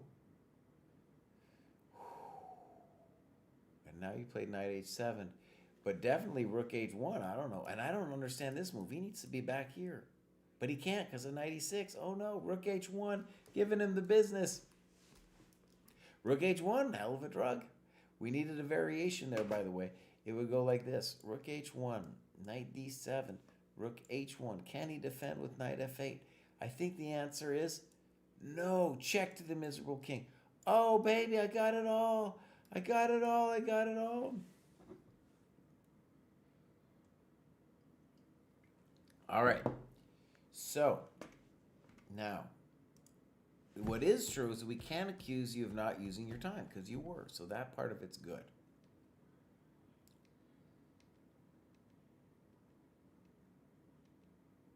Good move. At least it's a good try. Unfortunately, there's that. I don't know. You needed to do something. Check to the miserable king. Thank you very much. Looks to me like you made a little comeback here. Why are we doing that? Wait. Why are we hanging our coconuts? Just move your knight, buddy. Move your knight. What are you doing? Ah! Oh, everything's gone bad now here. Rook f7. Oh my gosh. Oh my gosh. Rook b5, that's a fancy looking move.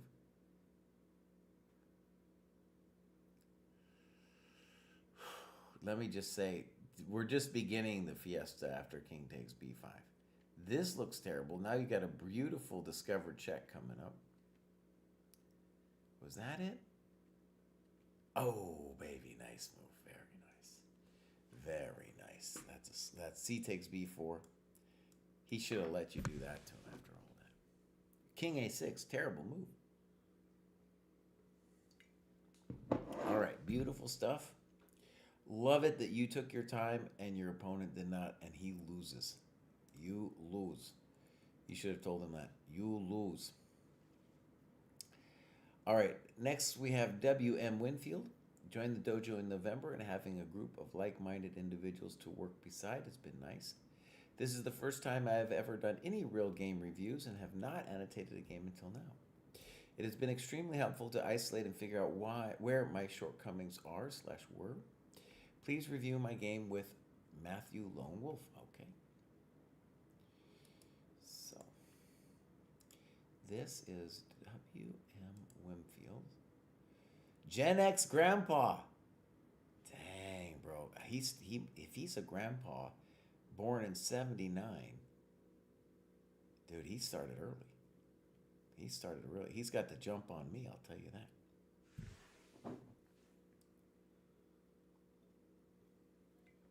Okay, so he's up to 1400 lead chess.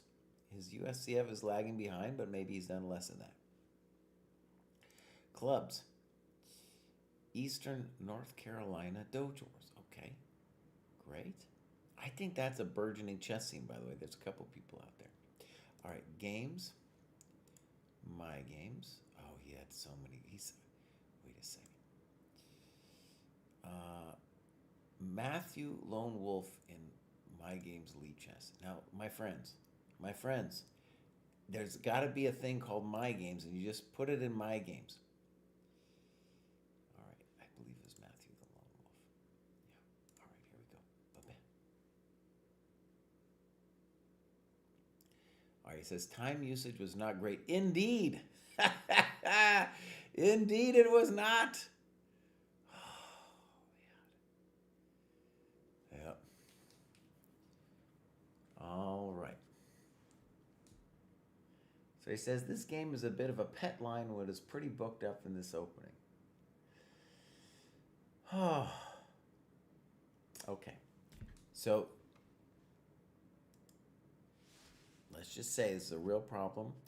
And playing people online, it's gonna be harder to slow down. It's gonna be harder to slow down because you're gonna be distracted by all the stuff, little dings and whistles of the internet, and it's harder. So that's gonna encourage you to be impulsive, like here with these time usages. You're playing a very fancy line. This is funny.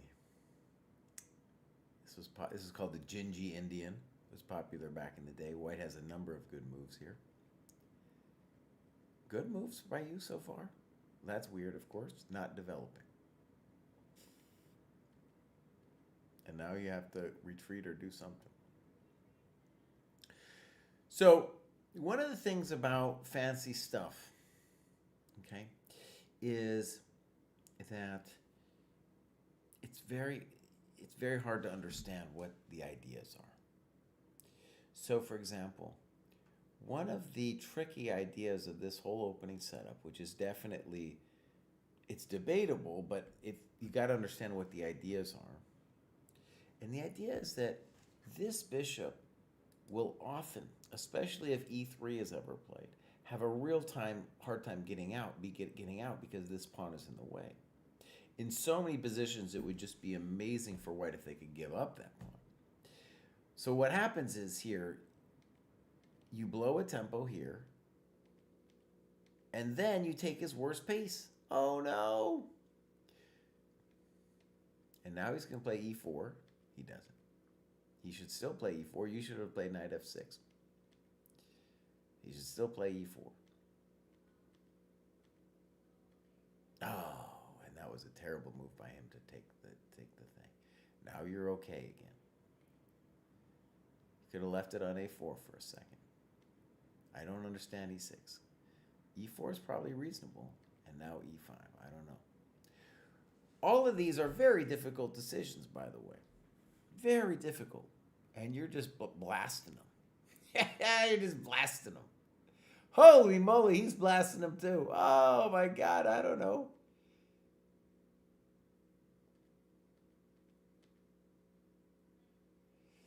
That's feisty, all right.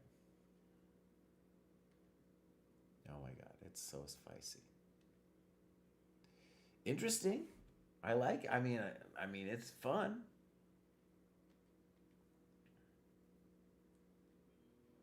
Good. I like that you didn't play e3, giving him the light squares. I don't know, h3, buddy. You're gonna need a little bit more than that.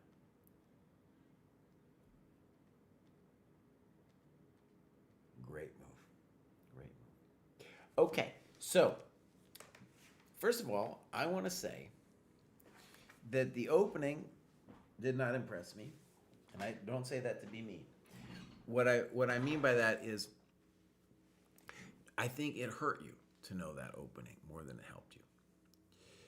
Because what we need to do is just make good developing moves. Now, the compliment I want to give you is I thought you built up the position very nicely, especially once we got to here. That was good play. That was, I don't know, 1800 level play or whatever you want to call it. That was good. Yeah, bishop h3 and e3, that was beautiful. That was great. So you should feel good about that. So all you got to do is forget openings for a little bit, follow the dojo, and most importantly, use your time. All right, let's continue. We got the famous Represso. Played in my first rated tournament in January, but I still need a few more games to get a non-provisional English Chess Federation rating and switch it to here. Okay. I remember the great Represso. Yep, right. Warwick University. He's either studying, sleeping, or playing chess. And look at this. Ba-bam! The man has been busy, and the man has been progressing. Look at that. 559. Boom. That's a gains, my friend. Those are gains. I think it'd be cool if you put your English Chess Federation thing in here. You don't have to make it your preferred rating. Okay, your tactics, these things look pretty good. And now we got clubs. UK Dojo, makes sense. Games. And here we go. This is the famous Represso against OTB, beautiful. And thank you very much for putting it in. There it is. Okay. A 120 plus 10 increment tournament. Let's keep that open. Beautiful. Beautiful time graph from both players, really. Okay. A little funky, but I understand. Fine. Knight c3 is fine. Little weird. Yeah. Fine. A little frisky, buddy. A little frisky. Yeah, and now you take on d5, and this is a positional mistake. But I understand it's not super easy. You probably felt intimidated by the wild g5 that he's throwing at you. A key idea, too, we should mention, is even here, although e3 was unnecessary, you should be thinking about this kind of thing to throw this knight into e5 when you need to. The bishop can operate like a helicopter parent with their son on e5 there. Okay, so the reason this is poor is that we have activated the worst piece, this one right here. Too slow. Okay. A6, probably unnecessary. Knight a4, I don't know. B6, not good. So notice he's throwing us himself with g5 and needs to be focusing on mating you while you're going on your little diversion. And knight d7, it's got to be the right move. Talk about other things, but all right, bishop b2. It's hard for him actually to move now. You played knight e5, fine. And you think that's a good idea? Maybe. I love your position here. I still love your position. Now you played f4. This can't be that bad.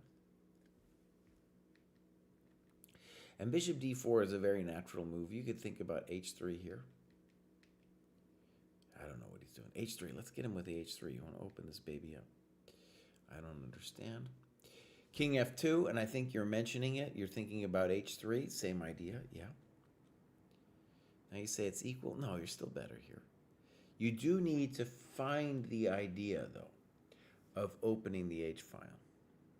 You need to find that idea. And black, for his part, should be thinking about how can I improve my knight? I got to improve my knight. If the knight could get to E6 somehow, maybe that would be a small improvement of his position. I like the bishop D3 stuff. Okay. I don't understand this move. Now you finally found the idea. Good. Good. Good. Oh. Okay. But the issue to see here is you're not in any rush here. You can do some things before you have to commit to HG or H4 because he's not really doing that much. So this is just a sad move. It's just a sad move. Okay. Now, could black have any dreams now? Now that you've eliminated all of your play, could they have some dreams? Maybe. I think the key goal could be at this point, now that you've released the tension, to maybe try to organize this trade and put the knight on E6.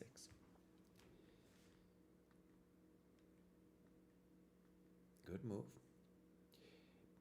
And now you're preventing that, so that's fine. And now he goes bishop E6 and offers a draw. No, no need to offer a draw. White isn't doing anything. Okay. But he offers a draw. He says, I can't do it. There could have been a little bit of le message. Le message might have happened if black had come up with something else here. Yeah, I just thought about it a little bit more. White's pieces are kind of nasty here.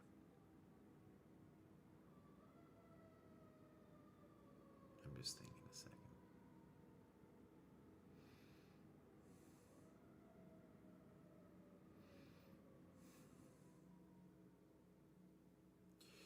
Like a basic decision could be queen f7 with the thought that I'm actually threatening knight e6 because I can meet bishop f5 with knight d4.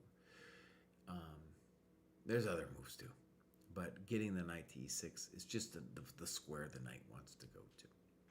Okay, well done. That's the famous represso. Eat, sleep, eat, chess, repeat. Very nice. And now we have Ed D. Ed D says, this is the second time moving up to the 15-16. Hopefully I can stay there this time, but I'm almost 64. So at this point, just keeping pace with others isn't bad. And we'll take a look at your game against ES. All right. Beautiful. I'm on the old guy quest myself. I totally get it. Whereas Represso, he's a young man. Now, Ed D, let's check this out. He says he's 64, so he had a birthday after he did this. Mostly plays OTB and NYC. Marshall Chess Club. 1544 USCF, beautiful. Marshall Chess Club. They've got issues over there. We just did this pod, as I mentioned, about 3 hours ago with Don John Donaldson, and he's talking about Fisher, and it's just amazing that so much went down at the Marshall Chess Club, and it's kind of it's definitely falling apart now. I think they're going to move at some point. Manhattan Chess Club no longer exists. In any case, beautiful club. I want to go back before they end it. I have fond memories. All right, so clubs. Now, Ed, maybe you could give us a Marshall Chess Club. That would be good. Look at that, 50 plus 213, and he's part of Lifting Heavy Things. Those people are graduating. I'm going to do a vid on that soon. I think it was ES, if I remember right. There it is, ES. All right, we're going to check out ES. According to my coach, it's one of my best games until I made a mistake on move 50. All right, so here's our time graph. And the first thing we could say is, yeah, you could have used a little bit more time. Even then when you're living on the increment over there. Thank you for putting it in. I realize that's not the easiest thing to do.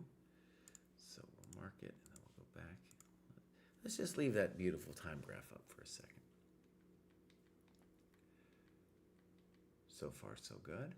Good. Fine.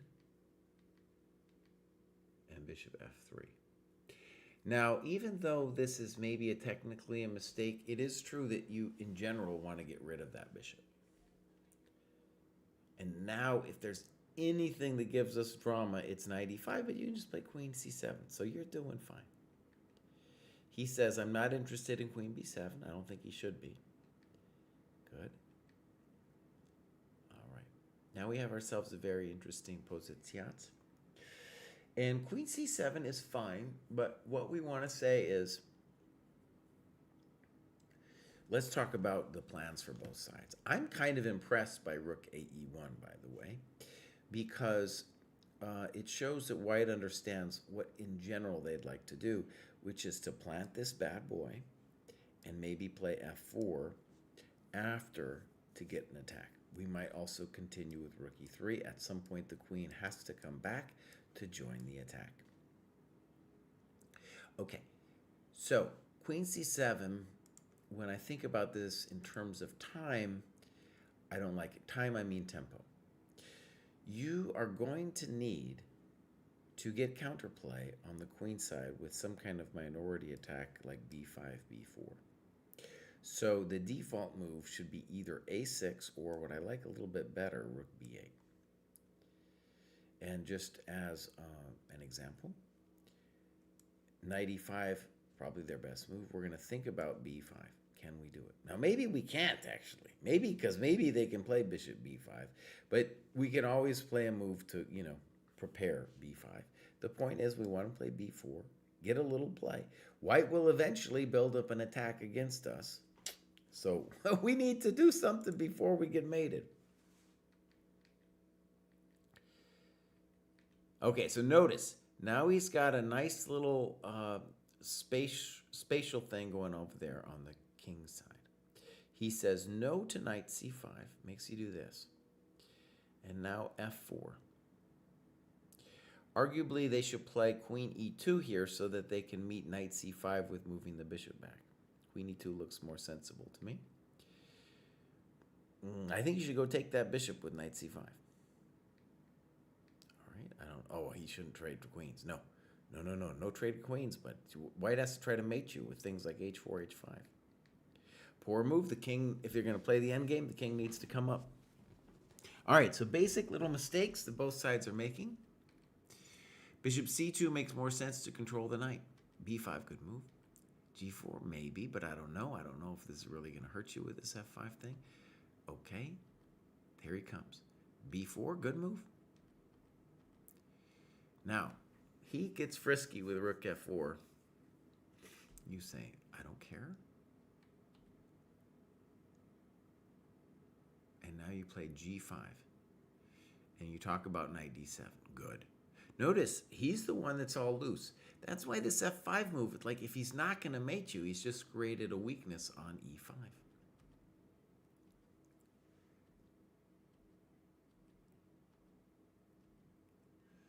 That looks good.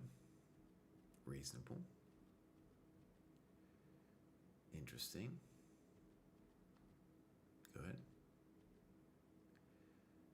Kind of amazing. And then we have rook c5, which is a little weird. Okay. This is a complicated position, by the way. Now he's cutting you off. Oh, that's a good move.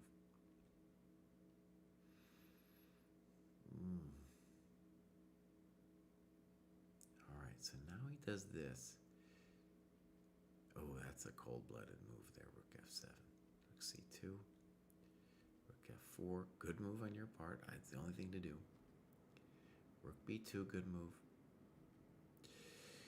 And now, are we totally done? Boom, boom, boom. Good move.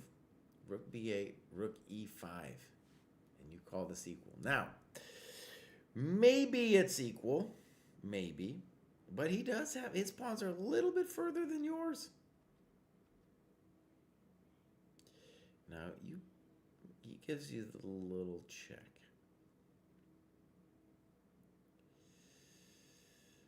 All right. I think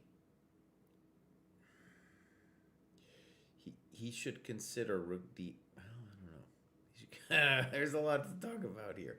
By the way, this is where we really need to do some endgame work. There's variations. I'm seeing variations. Okay.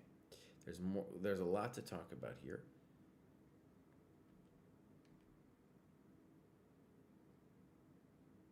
Now, rook e4. And right, with e5, you are going to allow king f5. And you mentioned rook e1. Now, that's kind of a hard move to find, honestly. Yeah, that's a little bit of a hard move to find. Also, what we want to say about rook e1 is it's a very frightening thing because you're not threatening anything right now. Or at least e5, king f5 scares me. So I don't know if you're really threatening anything. Now, the good news is white might not be threatening anything either, right? So this is a very natural mistake. King activity is what it's all about. King g7. Now, could you still draw this game? Well, that's an interesting question.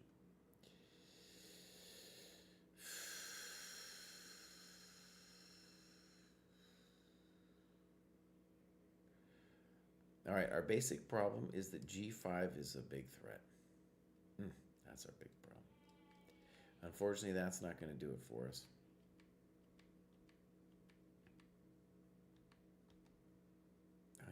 He played this well. So notice that white did a couple things well, but didn't really understand the nature of the opening, where he trades off the queens. And then he gives you this weakness on e5 to battle, right? At some level, though, we have to acknowledge this player, this ES person who's rated much higher. I mean, they did find things like bishop h7. So we're dealing with a very skilled opponent.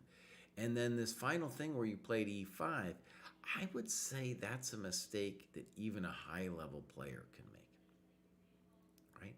That's even, like you're in time. You are in time pressure. You did use your time, so was he. And then the key thing if you want to make a learning thing out of it, is that we got to be super careful about king activity here, right? Yeah, hockey chess, dude, I need a break, buddy. I need a break, man. All right, that was the famous Ed D. And next up, we have Tom. We've got a couple here. Tom says, feeling pretty chuffed, having been put in the study time and feel I am playing better. Very happy to have the support that the dojo structure and suggested study provides.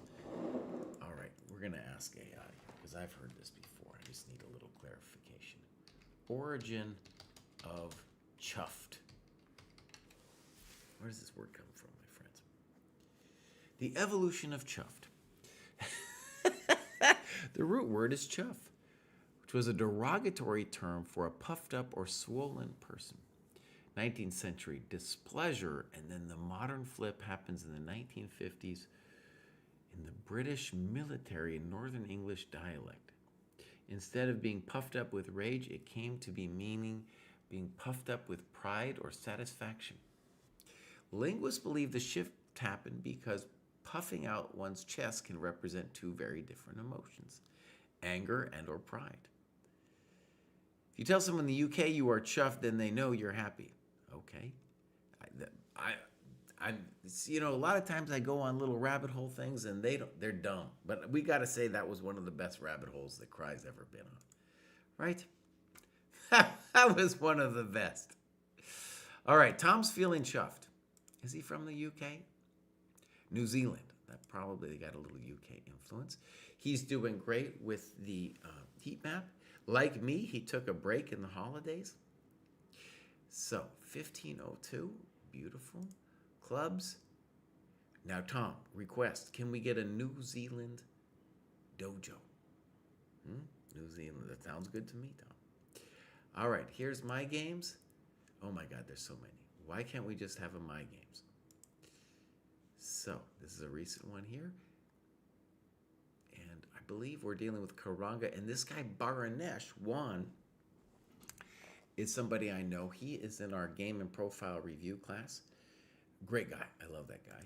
Here we got some time graph. They're both doing pretty good. So let's mark this as reviewed. Maybe you, if you can tell Juan, if you know him, you'd be like, hey, Juan, Jesse reviewed our game. That's right. It's Talkie Chess, dude. All right. So far, so good. Little frisky, but I don't mind. You're doing great. C4, baby. You know I don't like it. You know I want you to play bishop e7. Okay, interesting. Interesting. I like your move. That's a little too much, isn't it? All right, e5. It makes sense that Juan wants to keep the bishop on h2 open. And now, please don't let Lee Chess tell you things like inaccuracy, knight f6 was best. Please put it on a setting where you don't have to hear that all the time. All right, very interesting position. All right, knight d7. I still like your position, I want to say.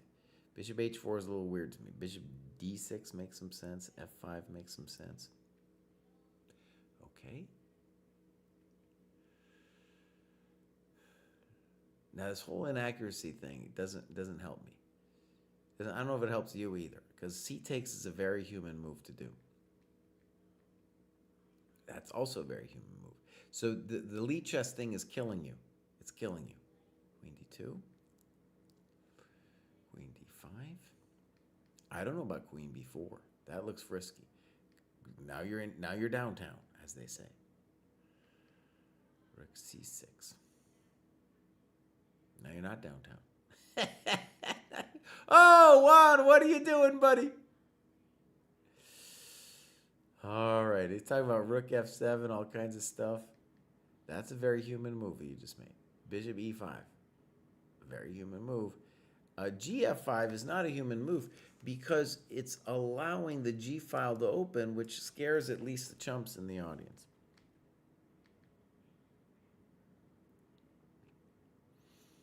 And now he blunders this. Very important pawn you're winning there. That's another one. Now you're about to play e3. Snip. And e3, there it is. e3.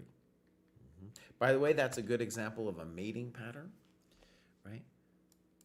Where we're covering this square and unleashing the beast.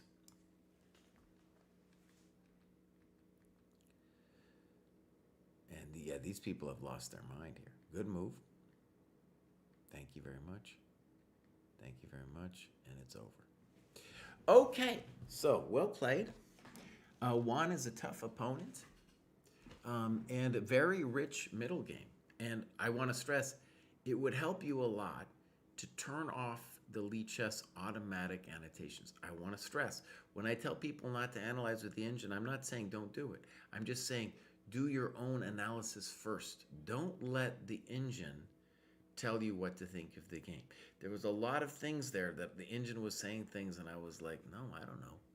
I don't know what you're talking about, right? Okay, here we go. Ah, made in 35. It's like he gave it to me here too. All right, here we go. We got a novel, then we got Blind Bandit, and then we got Sangan, and we're out of here. So here we go. I recently graduated and wrote a long essay. So I'll write another one this time. No, that's not what he said. This is graduation number 9 for me. Has anyone ever hit 10? That's a good question. One of the things that I want is, we have so many dojo projects, but I want to be able to see how many actually badges people have on these, because there's a lot of people who have 3+, like you, and so I want to know. Yeah, this is amazing though that you've done what you've done. hoping to be one of the first. The last 4 months have been nothing but good to me in terms of chess. I'm playing well and loving the game. I'm all but guaranteed to cross the German 1500 after this league season. The Yusupop Build Up Your Chess book has been my favorite resource lately. I would honestly recommend the fundamentals as a dojo task. Goals going forward: get better at d4, d5. I do feel it's holding me back a bit. I score so poorly against the Queen's Gambit. Play more classical, work on endgames. I think there's a lot of rating to be gained by knowing how to put pressure in an equal endgame, and I've never really given it enough attention. Okay, we're going to take a look at this game. Just put that, a little grab, and we're going to hit the mate in 35. And as you can see, this man, boom, he's been busy. So he's from Texas, lived in Germany for about 5 years, became obsessed in January 24. So that's amazing that you're doing that right there. That's amazing that you've done what you've done. And Germany's a great place to play in the league. Fantastic. Fantastic. Okay. So I'm going to take a break. I'm coming right back, and then we're going to finish this show.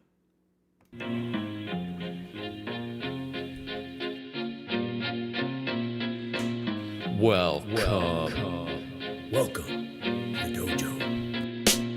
Check out Joe, he's a Reddit bro, likes to edit posts, and he starts to gloat when he gets the most of votes or likes. Yeah, he's really hyped, really psyched, cause the crowd is really tight and the work is really light. His training plan is the first thing your eyes see, cause he got more follows than my boy Eric Dicey. Opinions on Magnus, Hans, and Karyakin, who cheated who, which engine That did he ain't hack, and Mouse. he got blocked by Short, ignored by Dvorak, but he can't be wrong. He scored a like from Truong. He's got lightning attacks on GM, blunders and gaffes, true not over the board. It's only the other chap. Still his 7-year plan ensures the last laugh. Distractions detract from any actual actions. Excuses are useless. He rues his inaction. Awaits satisfaction. The status of Magnus. He bought 50 books and opened up 10. Fools ought to read Psalms, not my system. He's got 30 alt accounts on every site around. Chessable courses keep looking cheaper by the pound. He got 22 databases and 36 engines, 25 chess sets, and a massive clock collection. All right, my friends, who needs a nap? This grandpa needs a nap, I'll tell you that. I'll tell you that this grandpa's the one that needs a nap. And I've been here too long. This is mate in 35, and he has a game for me to look at. So here we go. Has he been the first to graduate 9 or 10 times? Probably. He's definitely 9. I can't imagine somebody more than 9 times. It's just extraordinary. Here we have a time graph, and look at that. The non-dojo player getting whacked because they didn't use their time. You know? Getting whacked. Let's leave it out there so this person can feel the shame. All right, so hopefully they get whacked. All right, so a little funky of an opening. Good move. And you go back to F3. It seems like you have many good moves here. Bishop E3, it's to me the most natural. This one, just want to say you've lost a tempo. You're still doing great, though. A little frisky because he's losing time. And now knight d4, you were also losing time. Knight e5 would be more natural. Fine.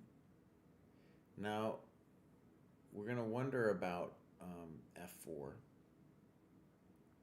I'm assuming on f4 the guy can get away with knight g4. That's just an assumption. I don't know if that's quite true. King h1 looks like a good move too. All right, here we go. Knight a4. Maybe okay. I see there's point to this. And now you play a3. That f4 looks like a great position for you. f4 still looks like a nice position.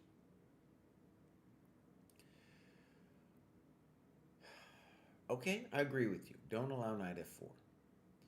b5 is a weird move because your knight on a4 is fundamentally misplaced. Now that's weird. That's weird, buddy. That's a poor move. Knight takes e2. There's no reason to ever take that bishop when your knight is so amazing on e2. And what is he going to do? He's going to envelop your queen. I hope you said thank you when he did it. Bishop d7. Now you play a4. Okay. Rook ad1 also looks good. Now, why don't I like this? Well, because maybe you could have played f4, and now on knight c4, you're going to have to probably play bishop c1 anyway.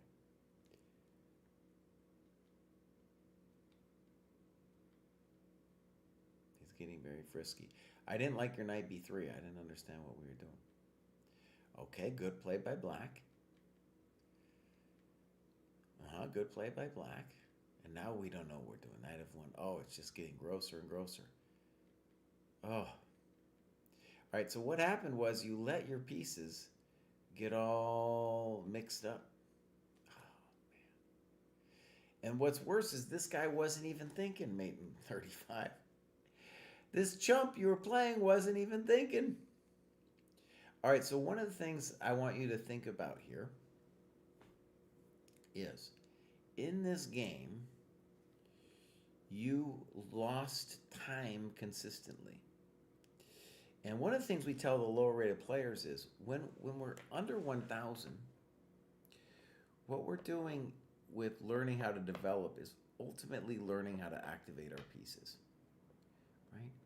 So let's count it out. Black has lost some time, of course, right? All right, here's a tempo loss. That's the first one. Tempo loss, that's the second one. Arguably a tempo loss because the knight has to come back. The argument for doing this, though, is to play f4 and undevelop the black knight on e5, but you didn't end up doing that. Right now it gets weirder and weirder. So notice now that the knight on a4 is out, the bishop on b2 is out. He helps you by coming back. I don't know, a lot tempo loss. And probably it's just a lost position for you here, but he helps you develop. He helps you develop. Put your rook on d1.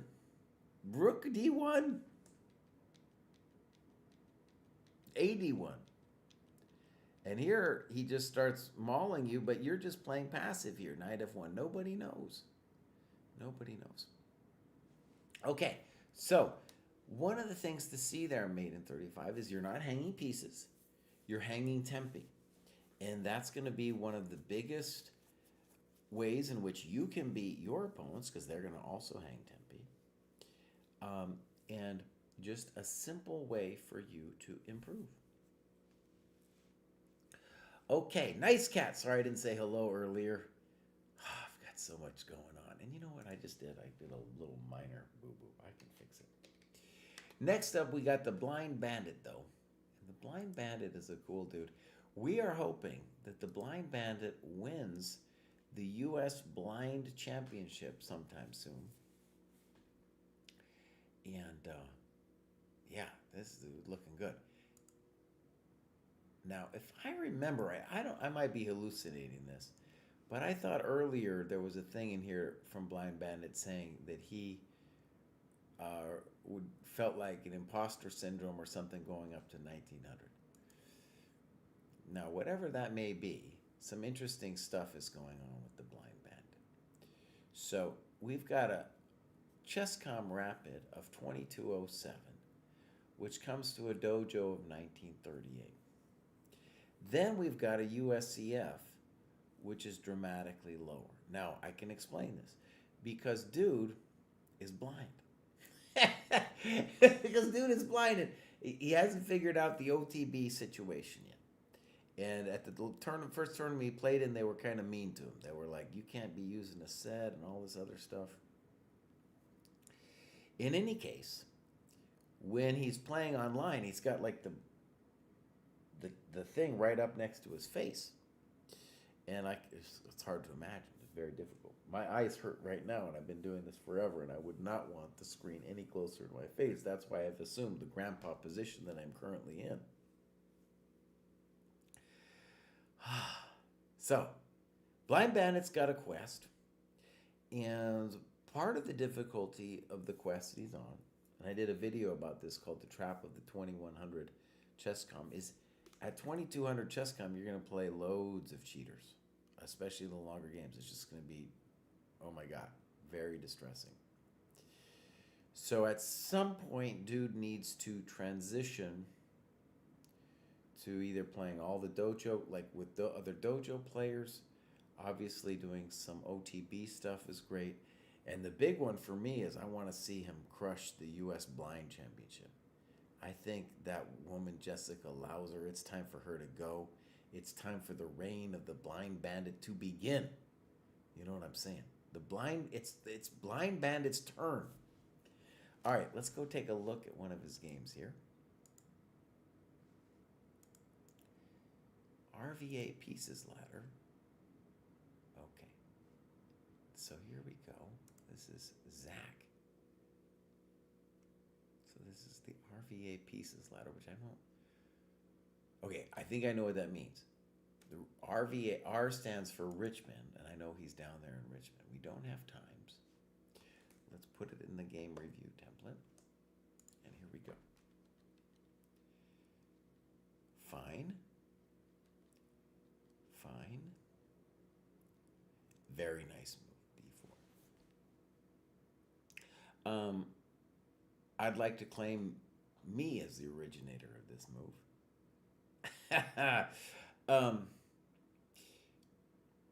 I played this against Gadakomsky in the first game that he played after his semi-retirement, U.S. Championship 2004. And the old-timers would always play D3 here, like Fischer Taimanov. There was a game that went like that. D4, you are potentially sacking a pawn on D4. So now, Queen B6, he likes it a lot. I think Bishop D3, you have very nice compensation. Part of the idea of D4 is that you are willing to sacrifice a pawn just to get the bishops rolling. Right? Really don't like ED5. The other move you could have played is the basic Queen D3, just holding onto your pawn if you didn't like it. Because ED5 is going to create a more blockaded, is that okay to say? A more blockaded structure, which is going to be easier for his knights to play with. All right, check. I don't really like it. Now, curiously to me, you did all this so that you wouldn't gambit the pawn, right? But here you are gambiting the pawn. All right, here we go. Okay. Fine. A little weird. Okay. Okay. Okay. All right, so we're a little worse, but our life isn't over yet. Now, we need a plan, or it'd be nice to have a plan.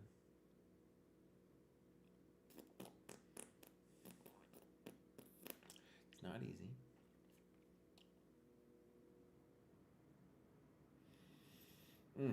It's a hard position, honestly. You're not lost or anything, but it's just a little uncomfortable. All right, let's try your move. The thing I don't like... Okay, so what do I want? I want to find something for the knight to do. Maybe a reasonable plan. It's not the greatest. I don't know. We gotta fix the knight, right? So maybe something like Queen D2 followed by Knight F4 to D3. Oh, I don't know. It's hard. Okay, we're fixing the knight. I like that. Good move. Good move.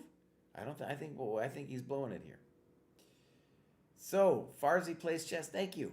Thank you for rating us. This is the Chess Dojo training program, and we're looking at people who've graduated to the next level. And right now, in front of us, we have the future blind champion of the United States playing the white pieces. All right, Rook C5. And now we really blundered it here with B4. Now, it's still not an easy position, there's no doubt. But this first variation, knight d3, rook move somewhere, cd5 has got to be our first question. I don't think we're worse anymore after that. And we definitely want to talk about this. Did we just blunder something? It looks like we just blundered something. Blundered the C file too. That doesn't help our cause. Toast. Dang, toast. Okay. I'm sure Nick was bummed out about that game. So remember, though, what you're looking at is you're looking at a very talented player who's playing blind, dude. He don't have no eyes on the situation. There's no eyes on the situation. But he's going to win this game, so we got to go a little further here. How did that happen? I was ready to call it. Black doesn't appreciate their own activity. Just moving around and around. That's called a pass pawn, son. Okay. Oh, it's almost welcome to the dojo time here. Very nice. Good. No. Thank you very much. And I think it's already lost. Right around here, it's already toast. The guy completely let himself get hosinated. Queen b8, g6, very nice move. Typical queen pawn endgame. It's not the number of pawns, it's the number of pass pawns and how far they are. Welcome to the dojo. I hope that's what you told him, Nick. I hope you gave him a nice, solid welcome to the dojo. Yeah. Well, that's good that you beat this guy. Great. Great. And I assume that's OTB. You know, you're going to slowly advance that OTB rating. Okay. I'm fading. We're about to do Sangen here. And Sangen says, I have been above 2100 before. Farsi plays chess, raids me again, I guess. I don't know. But after a slump, I fell down to 2000. Now I'm back and I feel good. I'm ready to make what it takes. Ready to make what it takes to get to the next level. All right, I do remember Sangen here. So, he's back over 2100 feet, eh? Great. And joined way back in the day, but has been only sporadically logging his business here. Great. Okay. So, clubs. He's in the Danish dojo. Now I wondered, do Danish people, do they know about Americans calling the Danish? A little thing, I don't know. A Danish is called ein Wienerbrot. See, there you go. There you go. They don't even call it a Danish.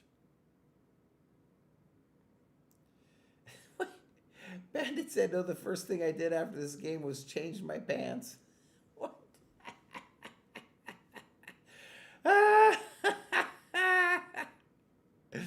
All right, here we go. Oh, here's my games from Sangen. He's got some great OTB games. Look at this. This is clearly an OTB, maybe in some kind of Danish league. Yep, it's the Bros versus the CXU club over there. Played at the end of last year, but just annotated now. Great. No times. Of course, we encourage you to do the times, but I understand it's a little hard. Yeah, he said he lost the score sheet, so he doesn't have move times. All right, so far so good. There's nothing wrong with bishop g5. That's the frisky move, bishop h4. Now, one of the things I want to say about this is before computers, I think bishop h4 would just be like the most, you'd say that's the most challenging move. Now with computers, what they've basically shown is like, oh, it's a problem, bishop h4.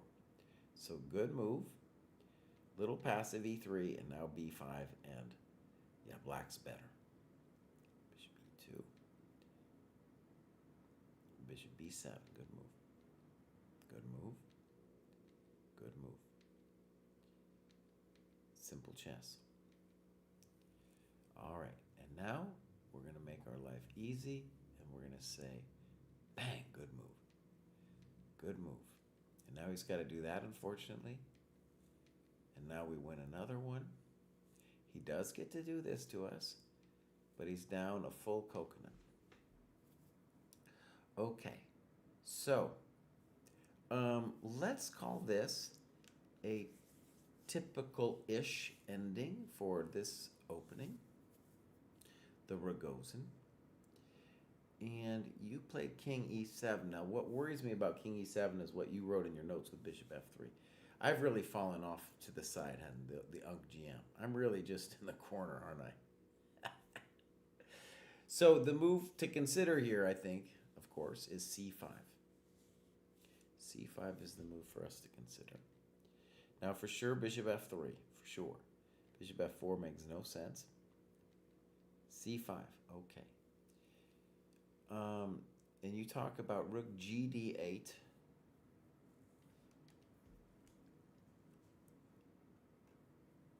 C5, I just want to say, I am fundamentally approve. But what are we saying about this? If Bishop H6, then C3 is what he wants to do. Maybe. This looks a little computery. It's a little computery. Your C5 move looks like a very human move. And G3 isn't it. F3, you got to play F3. But black is better. You got a nice position. How come we complain? Terrible move, G3. All right, now Rook G6. And you talk about C3. Okay. The thing I want you to see about Rook G6 that's problematic is the rook is passive there. That's the problem. This is too much for me. Notice that you talk about Rook GG8, admitting the mistake. Good, good. Good notes. That looks like a cheapo.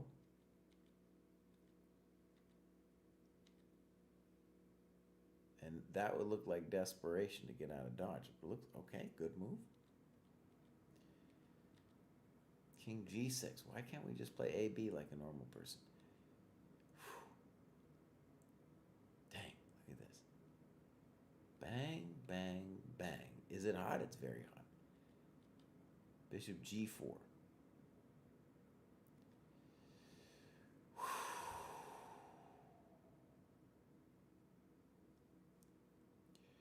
So you've got G4 listed here.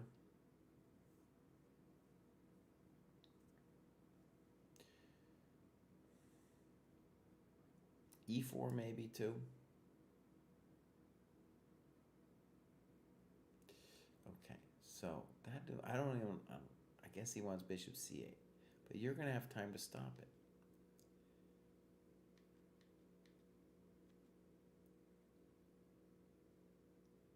And now he misses your intention.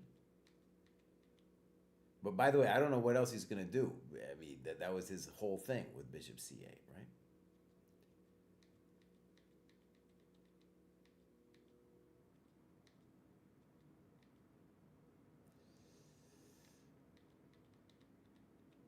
Yeah, look at that poor dude. He ain't doing nothing now.